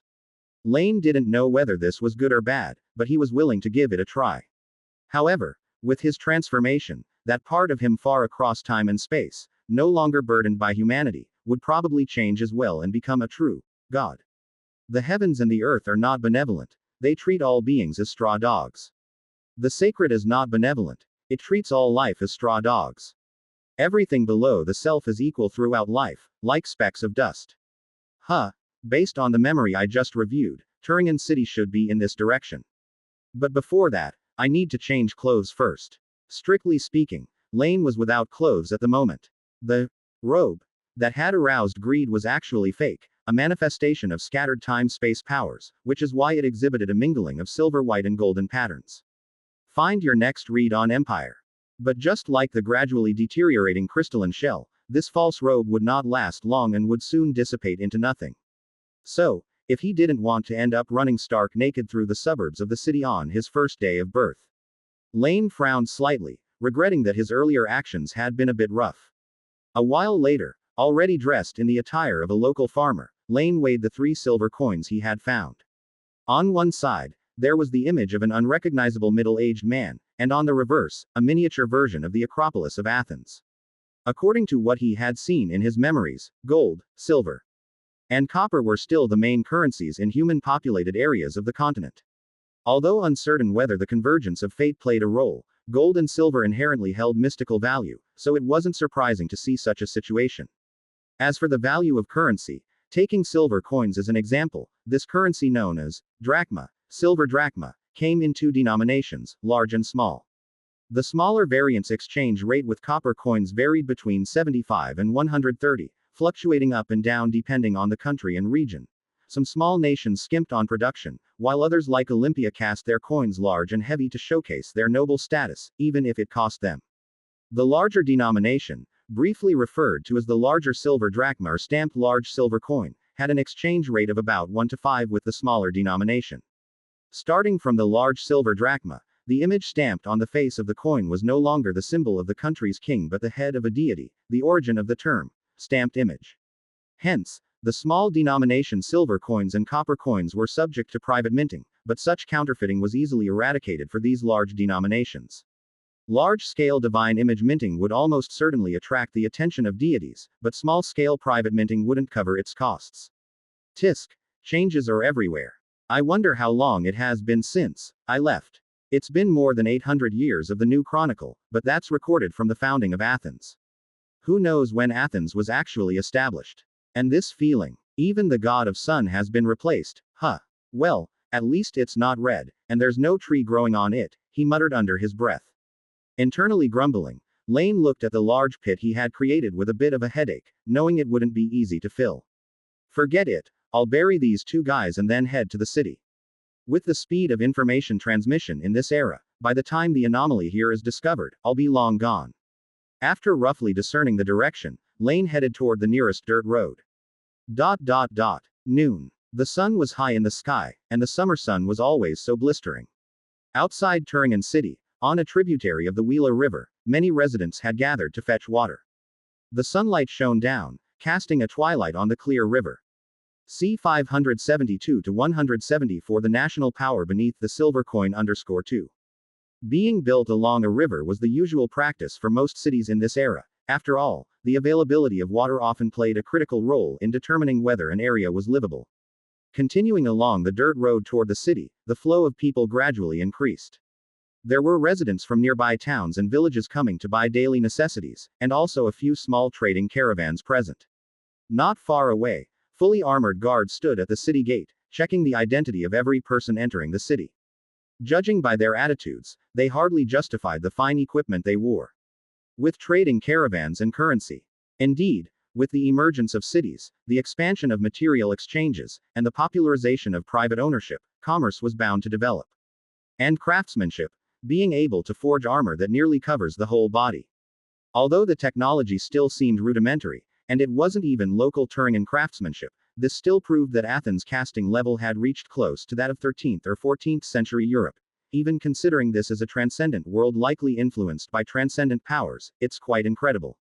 Walking on the main road, moving through the sparse crowd, Laine silently observed this unfamiliar era. Turingen was just a remote city in the northern lands, many of its aspects couldn't represent the peak of the era. However, one could assess the general by observing the particular. From the living conditions here, many hidden aspects revealed themselves in corners and edges. Like the silver coin in Laine's hand, it appeared to be just a currency for transactions, mass-produced, without much technological content. Yet, from the fineness, silver content, purity, and luster, one could discern the molding level of Athens in this era. Remember, in the original historical trajectory, from ancient Greece to early ancient Rome, people mostly used manual methods for coin making. The craftsmen melted metal materials and poured them into pre-prepared molds, then waited for them to cool and solidify. This method, though simple, was very unstable, leading to a significant inconsistency in the quality and shape of the coins. Coins with patterns and inscriptions were technologies of the Roman Empire, even declining during the Middle Ages and only resurging during the Renaissance. At that time, craftsmen used molds with patterns and inscriptions and standardized standards, making the coins' appearance more exquisite and consistent. They also adopted some special alloy formulas to improve the coin's hardness and durability. The silver coin in Laine's hands was just like that. Errors hard to discern by the naked eye, patterns comprised of olive branches, snakes, and spindles. This era's Athens silently showcased its national strength and skill to the world in these subtle ways. Laine believed that not every nation of this age could achieve this. But even if this was the contemporary peak of craftsmanship, it was still astonishing. This rate of development, isn't it a bit fast? Read latest chapters at Empire. I thought transcendent powers would significantly inhibit the development of the humanities. After all, this is a world where the powerful can extend their lifespan, where born nobility holds significant conservative power, a world where traditionalist forces are expected to easily overpower the reformists. But from what I recall, it seems like modern Athens is about to start the alchemical revolution. But then again, it's hard to say, especially since this world has gods, and there's also a situation where changes often happen much quicker than theoretically predicted. With a distant expression, walking on the dirt road, Laine looked back toward the southwest. However, it was obvious that he could not see through the earth, hence he couldn't see the Olympus that supported the east sky. As long as there are external enemies, or sufficient threats, everything will be allowed. Chaos is a ladder to ascend. If the existence of transcendent beings makes class solidification more severe during peaceful times, it equally accelerates the pace of fluidity during chaotic times. Does Athens have enemies? There's no definitive answer. After all, Samer was just a farmer from a remote town, whose ancestors up to 3 generations were slaves, who obtained freedom only due to the expansion into new cities in the northern lands. But one didn't need to think much to know, human history is a history of wars, so Athens couldn't possibly be without enemies. Especially in today's world, the rise and fall of city-states and kingdoms equally represent the variance in how much faith the gods acquire. Vaguely, Laine suddenly gained more insight into some of the later mythical stories.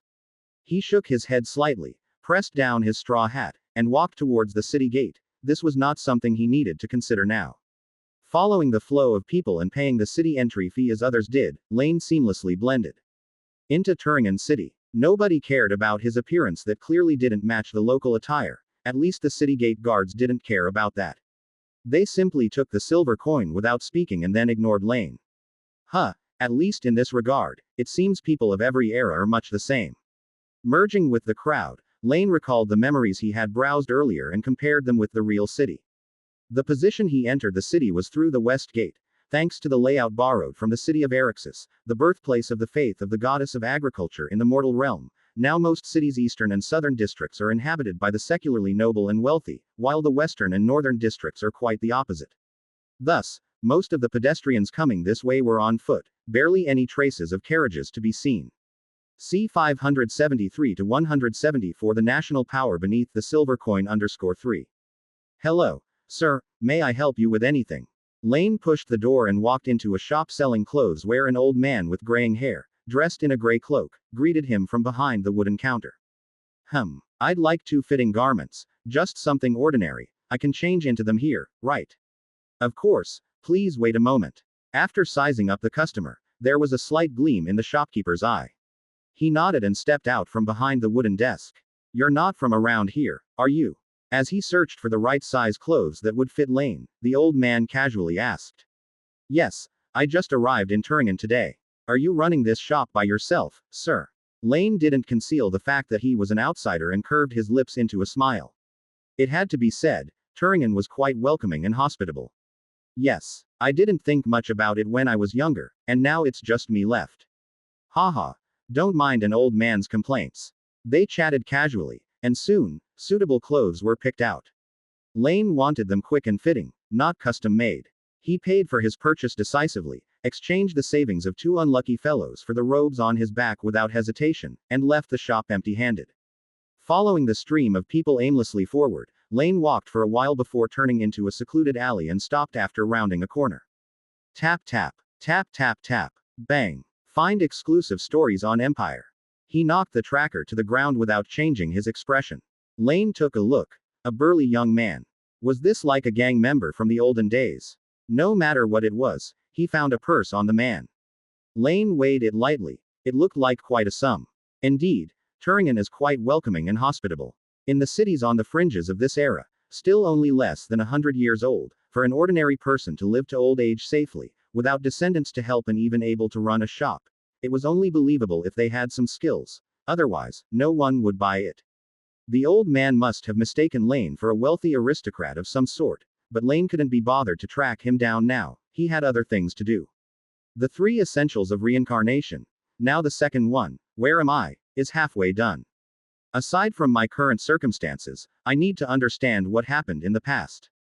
Fortunately, Athens is quite progressive in this respect.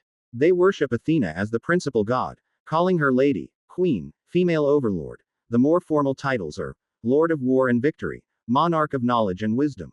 So much so that Athens has always been keen on spreading the goddess' faith through the dissemination of knowledge, even once creating what could be seen as the prototype of a library, at the behest of the church. It's just that the entry barrier is high, kicking the middle-aged man unconscious on the ground. Laine expressed his satisfaction.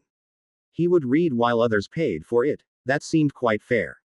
He didn't finish off the man, not out of kindness, but simply because he didn't feel any magic power or sacred power from him, proving the man had no connection to beings capable of casting spells. In such a case, it was natural to let the line out long, hoping for a few more instances like this, so that he wouldn't have to worry about money for a while. Note 1. Because I can't be bothered naming, I simply chose from existing real-world names.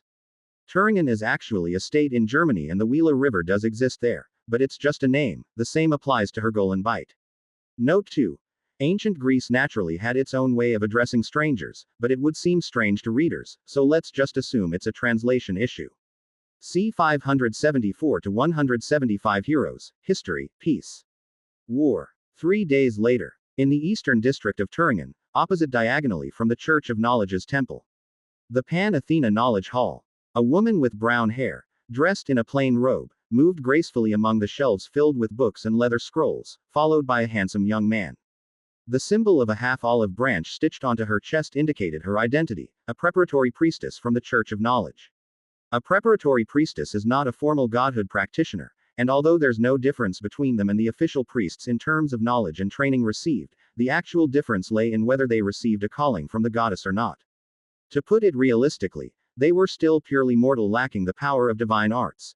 To put it idealistically, since their faith hadn't yet earned the goddess's recognition, they might as well be responsible for running the church's institutions first. Sir, these are the sections in the Museum of Knowledge related to history, heraldry, and lineages. There may not be much content here, but I'm sorry, Turingen is not Athens after all, she said with a smile. Although the preparatory priestess was apologizing, Laine could still see the pride in her eyes. After all, in this era, literate individuals were a tiny minority, let alone collectors of books. The content recorded in the Pan-Athena Knowledge Hall was probably more than all the other writings in Turingen combined. The first and second floors are the archive rooms, the basement contains preserved antiquities, and from the third to fifth floors, there are specialized reading rooms with refreshments and drinks provided. Of course, alcohol is not served here as it's against the teachings of the goddess. Also, you may borrow up to 5 different books or scrolls at a time, and I hope you will take good care of them. If they are unintentionally damaged, compensating at the listed price is sufficient. But if the damage is intentional. The priestess didn't finish her sentence, but Laine nodded in understanding. Although he was well aware that Athena did not possess the authority over knowledge, wisdom, and knowledge were indeed closely linked and suitable for her. Moreover, with hydrology, inherited from his mother, it was no surprise that she would develop an interest in it. Perhaps she sought to touch related domains and powers through faith, or perhaps she merely aimed to enhance her prestige in the mortal world. Either way, Athena's church was even named after knowledge, and following that, her followers regarded the vessels of knowledge as extensions of the goddess's will, considering any deliberate destruction of them as sacrilege. Thank you for the reminder, miss. But I suppose no well-educated person would treat them harshly, he responded. Knowledge is the ladder of progress, and the rise and fall of civilization hinge upon it, Laine said, extending his hand to take a book labeled New Chronicle, updated 849, from the shelf. From 10,000 years ago, since the first humans looked up to the starry sky, knowledge has been inseparable from mankind. Just like the stars and moon against the night sky, if the all-gods are the moonlight illuminating the night, then knowledge is the pilot through the darkness. Quote. A perfect metaphor, you truly are an erudite aristocrat, the priestess remarked with a hint of admiration in her eyes. Were it not for protocol, she would have liked to converse more with this young nobleman from afar. Compared to those uncouth Turingen city dwellers who only knew how to wield swords and spears, he was more akin to what she had always imagined. However, prolonged conversations were prohibited within the Museum of Knowledge. If one wished to exchange ideas, they should move to the designated reading rooms to avoid disturbing others. Thus, upon realizing, with regret, that Laine had no intention of inviting her to sit, the priestess returned to her own duties. Hey, an aristocrat. I don't have any deity's bloodline. No. As a mortal, created by myself, I guess I could also be considered of noble lineage, couldn't I? Laine mused with a chuckle as he watched the preparatory priestess depart. Though he had spent the past 3 days sorting out his residence and identity, today was his first visit to the hall for reading, and he already had a deeper understanding of the social structure of this era. Leaving aside distant nations and focusing within the most advanced and developed area under Athens's influence in the modern world, it was a political system with a dual track of classical republicanism and feudal aristocracy. Composed of male citizens, craftsmen, merchants, and professionals residing in the cities, forming the citizen class, and those of divine lineage, separated by birth, exalted and orderly, they represented the upper echelons of this age. Both classes stood in opposition yet intermingled with each other. As to why this model had formed, one had to look back to the objective factors that began with the Great Migration and continued to the present day. You see, as a transcendent world, the wilderness of the mortal world in chaos teemed with beasts and demonic monsters. After the catastrophe of Typhon and the Blood Sun, this situation worsened unimaginably. The idea that rulers must be strong, and only the strong can protect the citizens easily took root among humans. Thus, the initial monarchs of the mortal world were often legendary figures who could carve out habitable territories in the treacherous wilderness. However, as the Great Migration ended, the first cities were built, and populations grew, outward expansion became inevitable. But there was only one king, and other strong individuals were needed to protect citizens elsewhere, with inconvenient wilderness travel making a centralized official system unworkable. Therefore, the concept of feudalism gradually became a logical direction. C 575 to 175. Heroes, History, Peace. War _2. And the earliest aristocrats were not an oppressive rentier class that burdened the populace. On the contrary, they actually fulfilled equivalent duties while enjoying their privileges. Whenever demonic monsters caused trouble within their territories, they were the first to stand up and fight against them. But now it's different. Today's aristocrats have changed, becoming divine blood nobles. Those with great strength but without the bloodline of deities can only be classified as part of the citizenry. This is why the classical republic could stand toe-to-toe with the feudal system, because both sides have transcendent forces supporting them. Let's see. The first recognized divine blood noble, son of the divine king and princess Danae, the naturally born demigod, the great hero Perseus of the constellation Perseus. Quote, he achieved countless feats in his life, killed the sea monster Gorgon, saved foreign princesses about to be sacrificed, and also killed the hero Phineus and his brothers. He fathered 6 sons and 2 daughters, who either established their own city-states, inherited existing thrones, or were married off to famous heroes. Corinth, Nemea, Mycenae, all acquired divine lineage, and it was from then on that the divine blood nobles began to grow in strength in the mortal realm. In the reading room on the 3rd floor, Laine perused this passage of history. What was recorded in the book were just a few hundred words, but with the memory of later myths, Laine saw much more than that. Why was Perseus the son of the god king? Because his maternal grandfather had received a prophecy from an unknown source, stating that his daughter's son would harm him. Therefore, to prevent harm, the king forbade his daughter Danae from contacting outsiders and confined her within a high bronze tower, strictly guarded.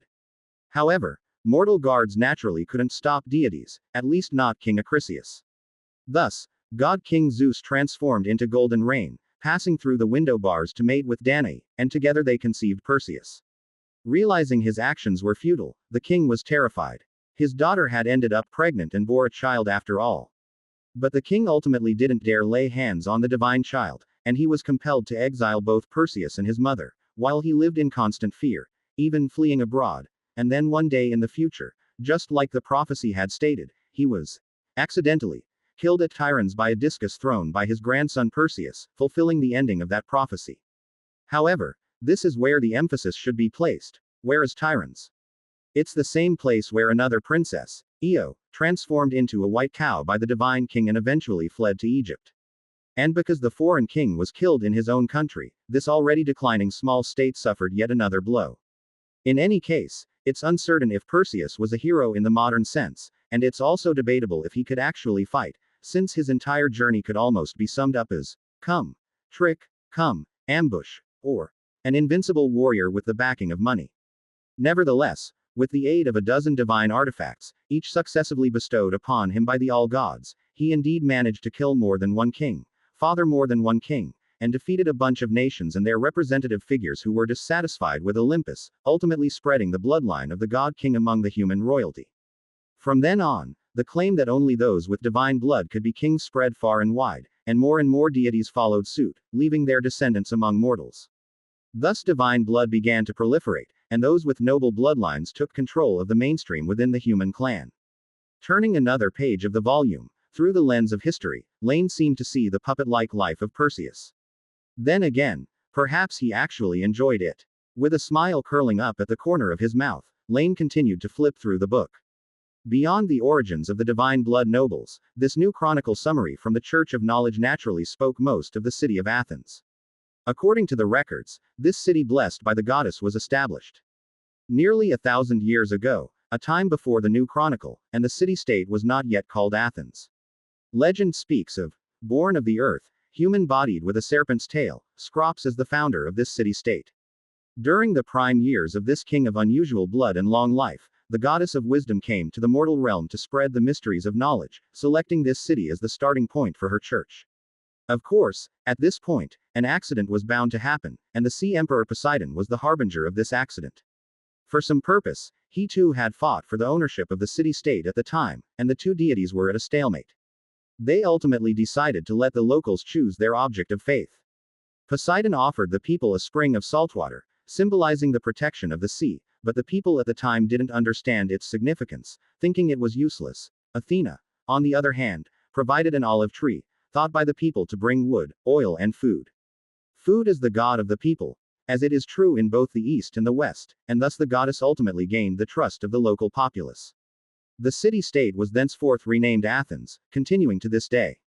Among the great nations of today, Athens was nearly the last to be established, and for quite a long time, even with Athena's help, Athens couldn't be considered powerful.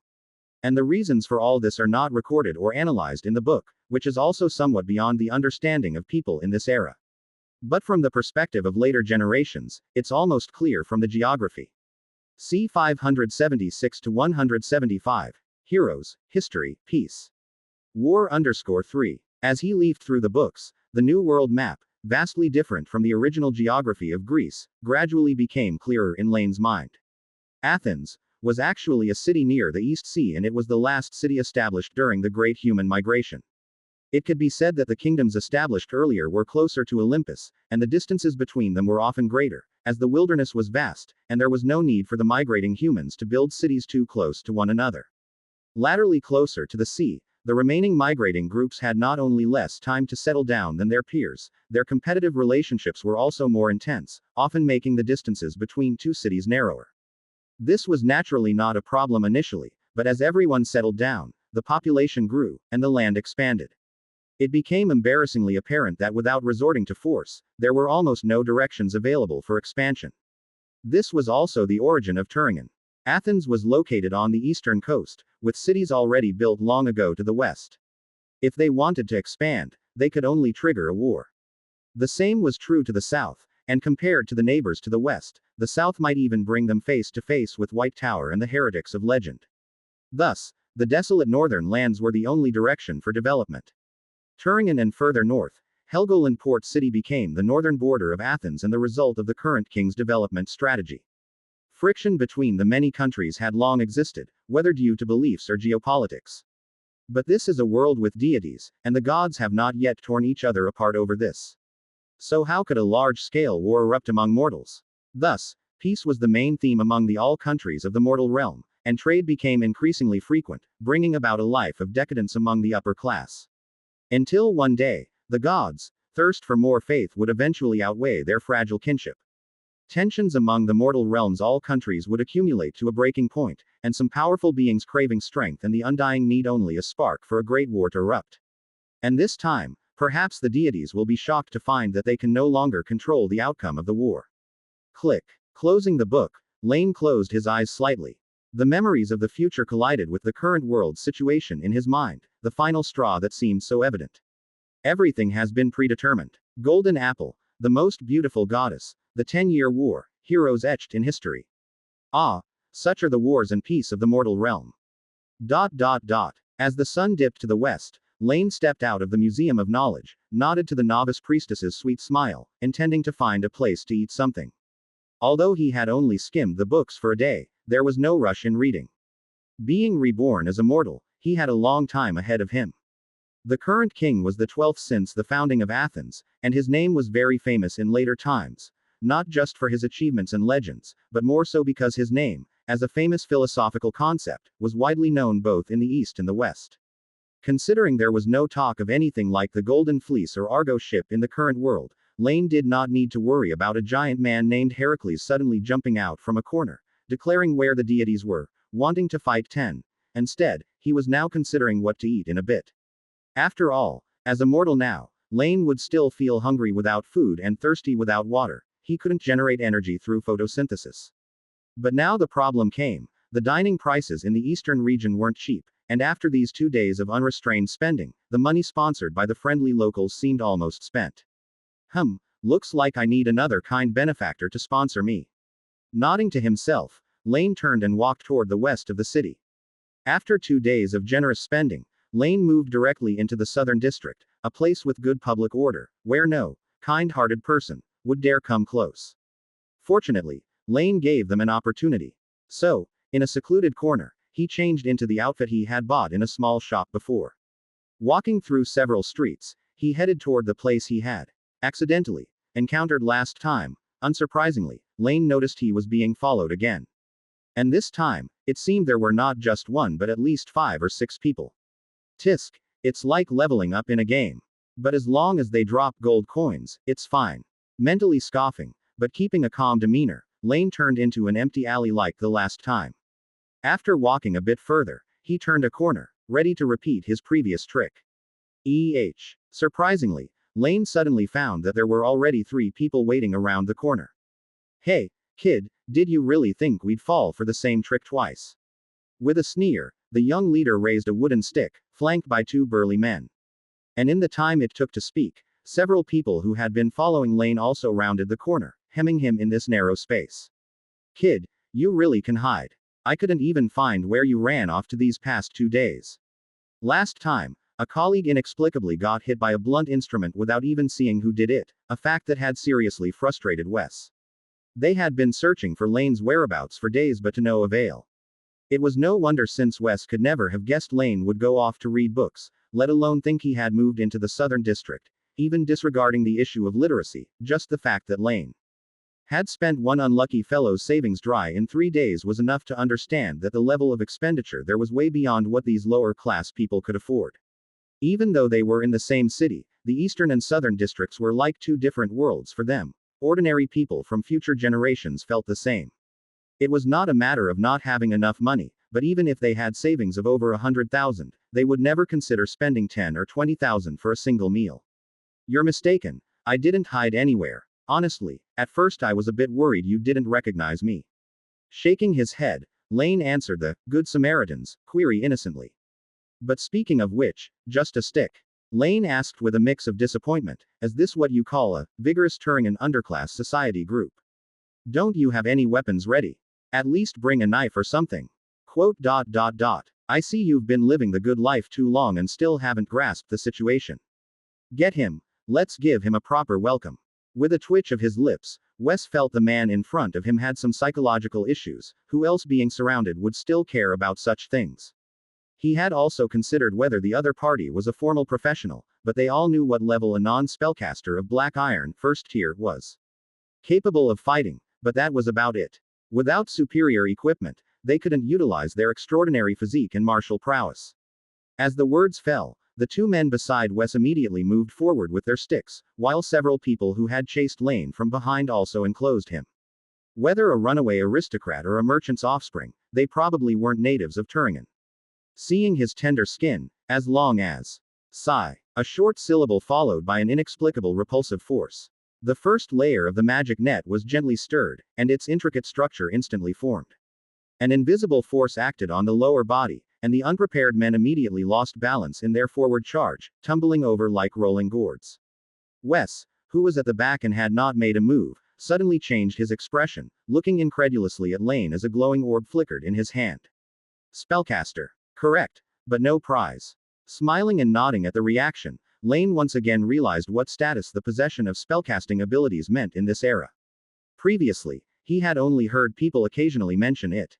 Reincarnated for 3 days, he now could hardly call himself a spellcaster since the first layer of the magic net was too basic. Any ordinary person with decent talent could potentially access it, just not as effortlessly as Laine.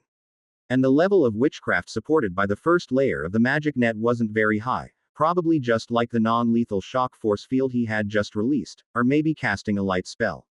In a real fight, a sword might actually be more useful than such a feeble light spell, but even such a harmless light spell had frightened several vigorous social members, including Wes, half to death on the spot. Now, hand over anything valuable you have, and explain why you only have sticks and who you work for.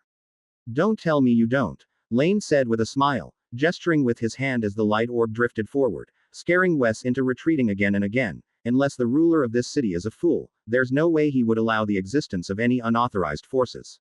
C. 577 to 176. the monarch and the bard.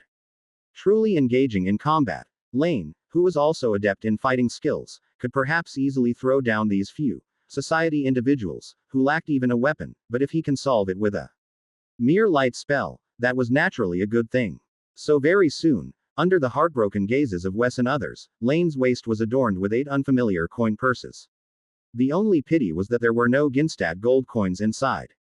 However, that was normal, considering that in the original historical trajectory, a massive silver mine had been discovered near ancient Athens, which brought wealth that supported the rise of the city and eventually dominated the entire ancient Greek civilization circle. It was very likely the same in the transcendent version of the world, hence silver naturally far exceeded gold in quantity. This imbalance in raw materials reflected in coinage meant that small-scale consumer transactions were commonly based on silver coins. In large transactions, even if there were tens of thousands of silver coins packed in large chests, they would rather not trade with equivalent but more portable gold coins. They're really rich, probably enough for a month. As the saying goes, coveting every small amount as if it were dirt when spending, Laine held no particular dearth of appreciation for this unexpected wealth. But after collecting well-intentioned sponsorship, Laine had a somewhat strange expression on his face. I had not expected that the reason they all carried a wooden stick was because of the Church of Justice. No, it seems the Saint Knights aren't entirely church personnel. Looking at this, I need to buy more materials for constructing spirituality barriers. Noting this down mentally, Laine watched as the warm local people awkwardly left. He collected the hair he had taken from several individuals and placed it into a separate package. Killing 7 or 8 people outright in the city would indeed be too dismissive of others, especially when Saint Knights were temporarily residing there. Even these vigorous society members had not dared to use sharp weapons, so Laine only took a lock of hair from each in front of them, scaring Wes and the others half to death. In the eyes of these low-tier societies, non-church spellcasters are all adept at casting curses and killing invisibly. For Laine to take a part of their body was almost no different from taking their lives. Indeed, as I had anticipated, when godhood practitioners spread out, the demonization and ostracization of wizards were almost foreseeable events.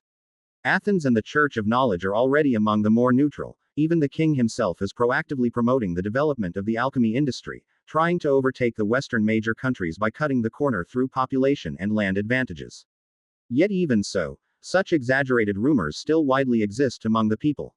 Shaking his head slightly, both professions of spellcasters, godhood practitioners and wizards, held such differences, and naturally, there were reasons behind it, but Laine decided not to ponder this subject that could be named transcendent sociology any longer.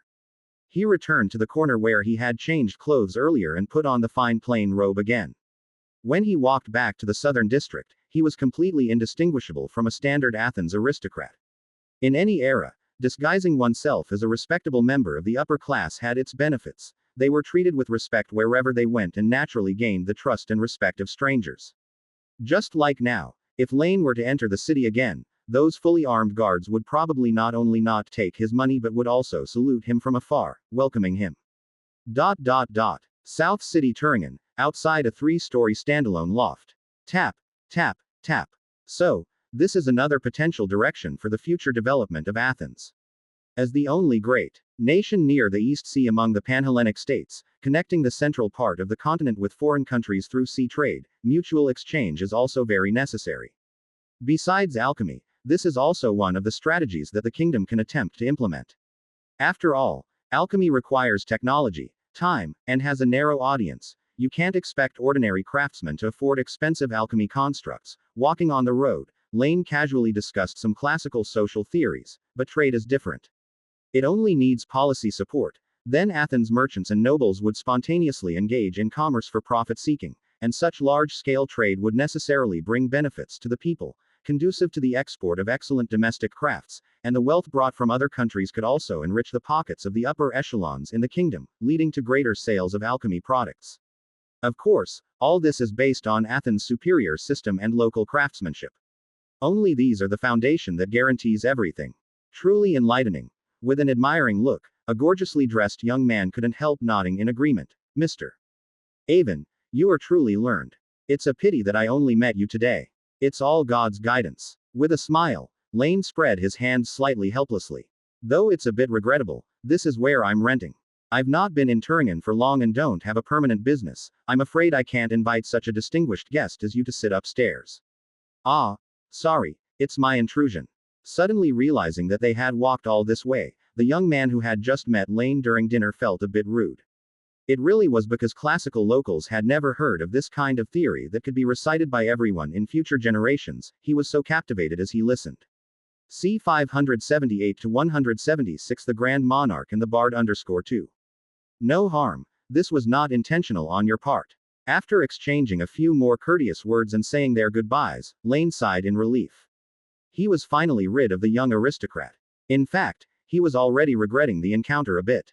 Reincarnation had brought back many old habits from his mortal life, such as making small talk during meals. Who would have thought he would end up meeting someone so earnest that they followed him all the way to his doorstep? Squeak. After closing the front door, Laine entered the house and set down the small packages he was carrying. The materials are finally complete. This local aristocrat is somewhat useful after all, at least he knows where to buy these things. After changing out of his outer clothes and unpacking his items, the packages Laine brought back contained nothing else but gold powder, spices, salt, and floral essential oils. These items were not rare, nor were they prohibited, but since they were mostly used in places of deity worship, ordinary people had no clue where to purchase them. Fortunately, that aristocrat youth interested in classical-era government had the connections, though Laine still couldn't remember his name. He closed the doors and windows, drew the curtains to block out external light, and the room instantly plunged into darkness. In the darkness, Laine lit a scented candle and soon mixed the gold powder with some materials to create a pale blue liquid. Using this as ink, Laine drew a circle encompassing the entirety of the room. Several runes were drawn, distributed inside and outside the circle. When the last rune was inscribed, a feeling of isolation from the outside world immediately permeated the small room. After completing all this, Laine finally extinguished the candle. Had I not asked those few questions, I might not have known that there's still some trouble in this city now. In the darkness, Laine surveyed the spirituality barrier he had created and nodded silently. This barrier wasn't defensive. Its sole purpose was to isolate the interior from exterior essences. And the entity Laine needed to isolate, naturally, it involved those young men who, under threat, had reformed, dropping their bladed weapons in favor of clubs. Saint Knights, special godhood practitioners active on Earth even before the New Chronicle, were a group of fanatical adherents to justice and goodness, created by Themis herself. Strictly speaking, however, the Saint Knights weren't necessarily all followers of the goddess of law and justice, though most of them were, but not absolutely, despite many of their critical powers indeed stemming from that goddess's blessings. They believed in justice, and those who shared the same understanding of justice as Themis naturally offered their faith to her. But there were others with different interpretations, who chose to purge evil for other deities, or simply professed justice itself. Fortunately, as a form of godhood practitioner, these firmly believing Saint Knights found another source to provide them with sacred power, which was a collective of human beliefs in truth, goodness, and beauty, an outer realm known as Seven Hills Paradise. Thus, even without divine favor, these purely willed individuals could still perform divine arts. Of course, regardless of their faith, as long as all Saint Knights strictly adhered to basic codes and creeds, the power of the divine artifact, the sword of judgment, stemming from the goddess of justice and law, could be freely utilized by them. It was for this reason that these individuals had certain abilities that many vehemently despised. For instance, the exclusive divine art, detect evil, is among them. Because fighting without lethal weapons and causing death are categorized under brawling or manslaughter, while using lethal weapons falls under gang violence, murder, and looting. The evil degree shown under detect evil varies between the two, and the time it takes to erase a large part of this evil degree also varies. Thus, under the threat of Saint Knights, even those low-status individuals in society have abandoned knives and swords and switched to clubs. Tisk tisk, what a peculiar development. However, looking at it this way, you, too, have essentially realized your own justice. Laine felt somewhat odd, yet pleased for Themis. As an innate deity, conflicting with one's own godhood was anything but a pleasant feeling. It seemed she had ultimately found a balance between law and justice, at least to some extent. Returning to the main point, the arrival of the Saint Knights was not without reason. According to Wes, Turingen City did not have a temple to the goddess of law and justice, and the Saint Knights recently active in the vicinity were said to be tracking traces of cultists. While the cultists had not yet been found, the city's public security had directly improved by several levels, even the aristocrats had become much more compliant, which was rather ironic. However, none of that was of concern to Laine. What truly mattered to him was what he was about to do next, something that shouldn't be known to those dedicated to justice. After spending several days powerless as a mortal, Laine had largely resolved the questions of who I am and where I am. Now, what he needed was what I should do. But whatever it was, he first needed to master the transcendent powers he could utilize. Logically speaking, as my human avatar, this body and soul possess extraordinary talents. If I choose to, whether on the path of the wizard or now, what is mainstream called the knight, with myriad career options, I can easily reach the realm of demigod, but C 579 to 176 the Grand Monarch and the Bard _3. Laine shook his head slightly. After all, this was also one of the reasons why his divine self was outside, while his human incarnation still had to descend again. Despite the respected lord of the spirit realm having claimed, for many years, that he wanted to explore the path to divinity, using this to analyze a deity's authority from below upwards, his actual achievements to date were zero. Indeed, what about demigods? What about self-generated divinity? These were concepts he had investigated during the middle of the Second Era, yet further developments were still absent, just as they were back then. Cohen's success, at best, demonstrated from another angle the potential of different methods of self-generated divinity, but it made no progress towards ascension to divinity itself. Thus, in such circumstances, Laine wasn't keen on directly following the various branches that stemmed from these two paths. After all, he didn't know whether they were dead ends. What he needed now was another power system that could be accessed at any time yet abandoned just as quickly, temporarily giving his human incarnation some powers to use. So the question arose, what in the mortal world today could be readily accessed and just as easily reset to zero once put down? Of course, it would be a godhood practitioner. After all, that is merely borrowing external power. Without the blessings of deities. Godhood practitioners are just mortals, albeit with a somewhat higher essence of life and a more powerful spirit.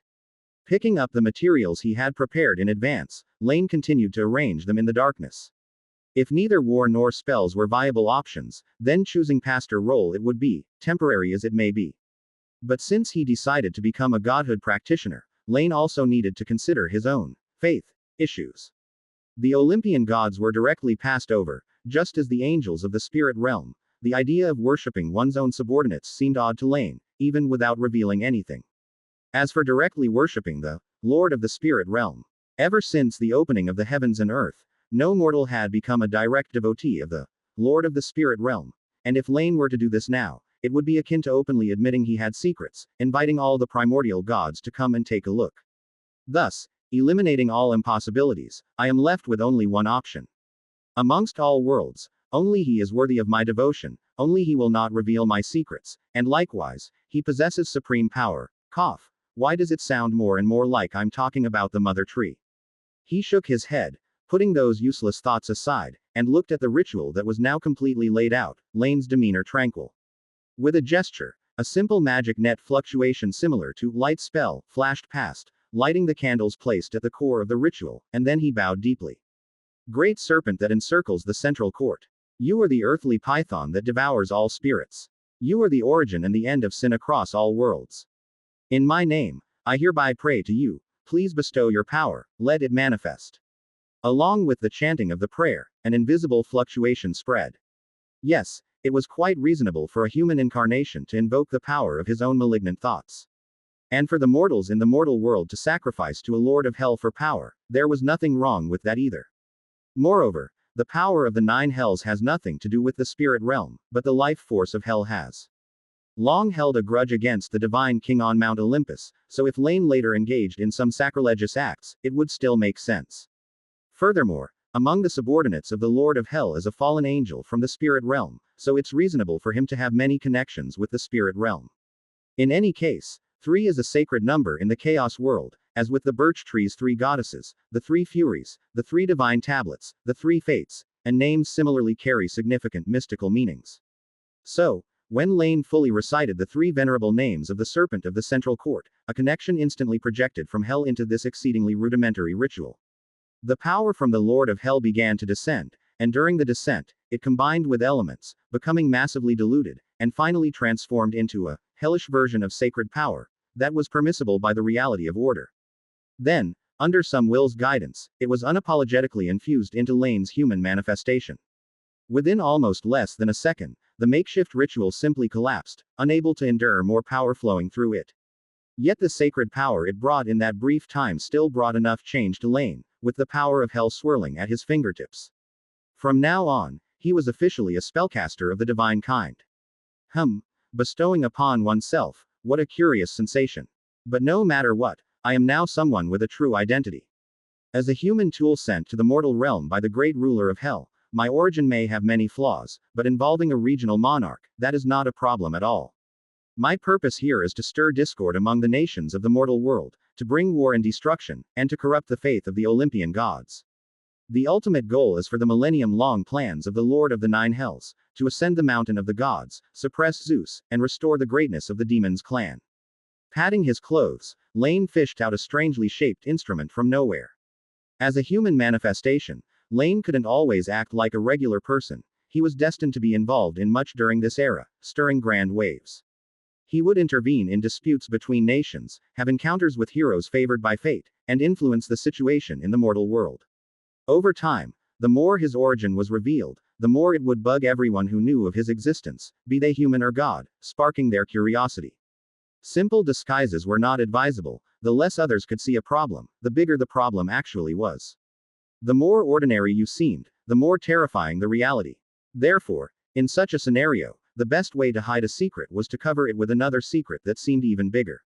On the surface, his identity was that of a noble descendant from a foreign land, but if someone investigated deeply, they would find that Laine was definitely not a noble, because he bore no divine blood from any deity. Digging deeper, they would think he belonged to some hidden organization or had come by some special opportunity. But in the end, someone would inevitably discover that he was a divine favorite of the Lord of Hell. No one would consider this a false identity, not even a divine king could achieve such a feat. This identity might be equally troublesome, but compared to being a human manifestation of the Lord of the Spirit realm, it was far lesser. Moreover, in some people's eyes, this identity might even be a bonus. Well, this will do. Sacred power from hell.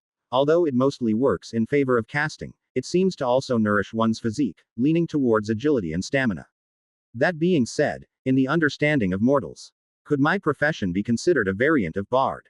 Making a silent judgment, humans always tend to cling to established concepts, so Laine wasn't planning on giving himself a unique, new name that was too distinctive.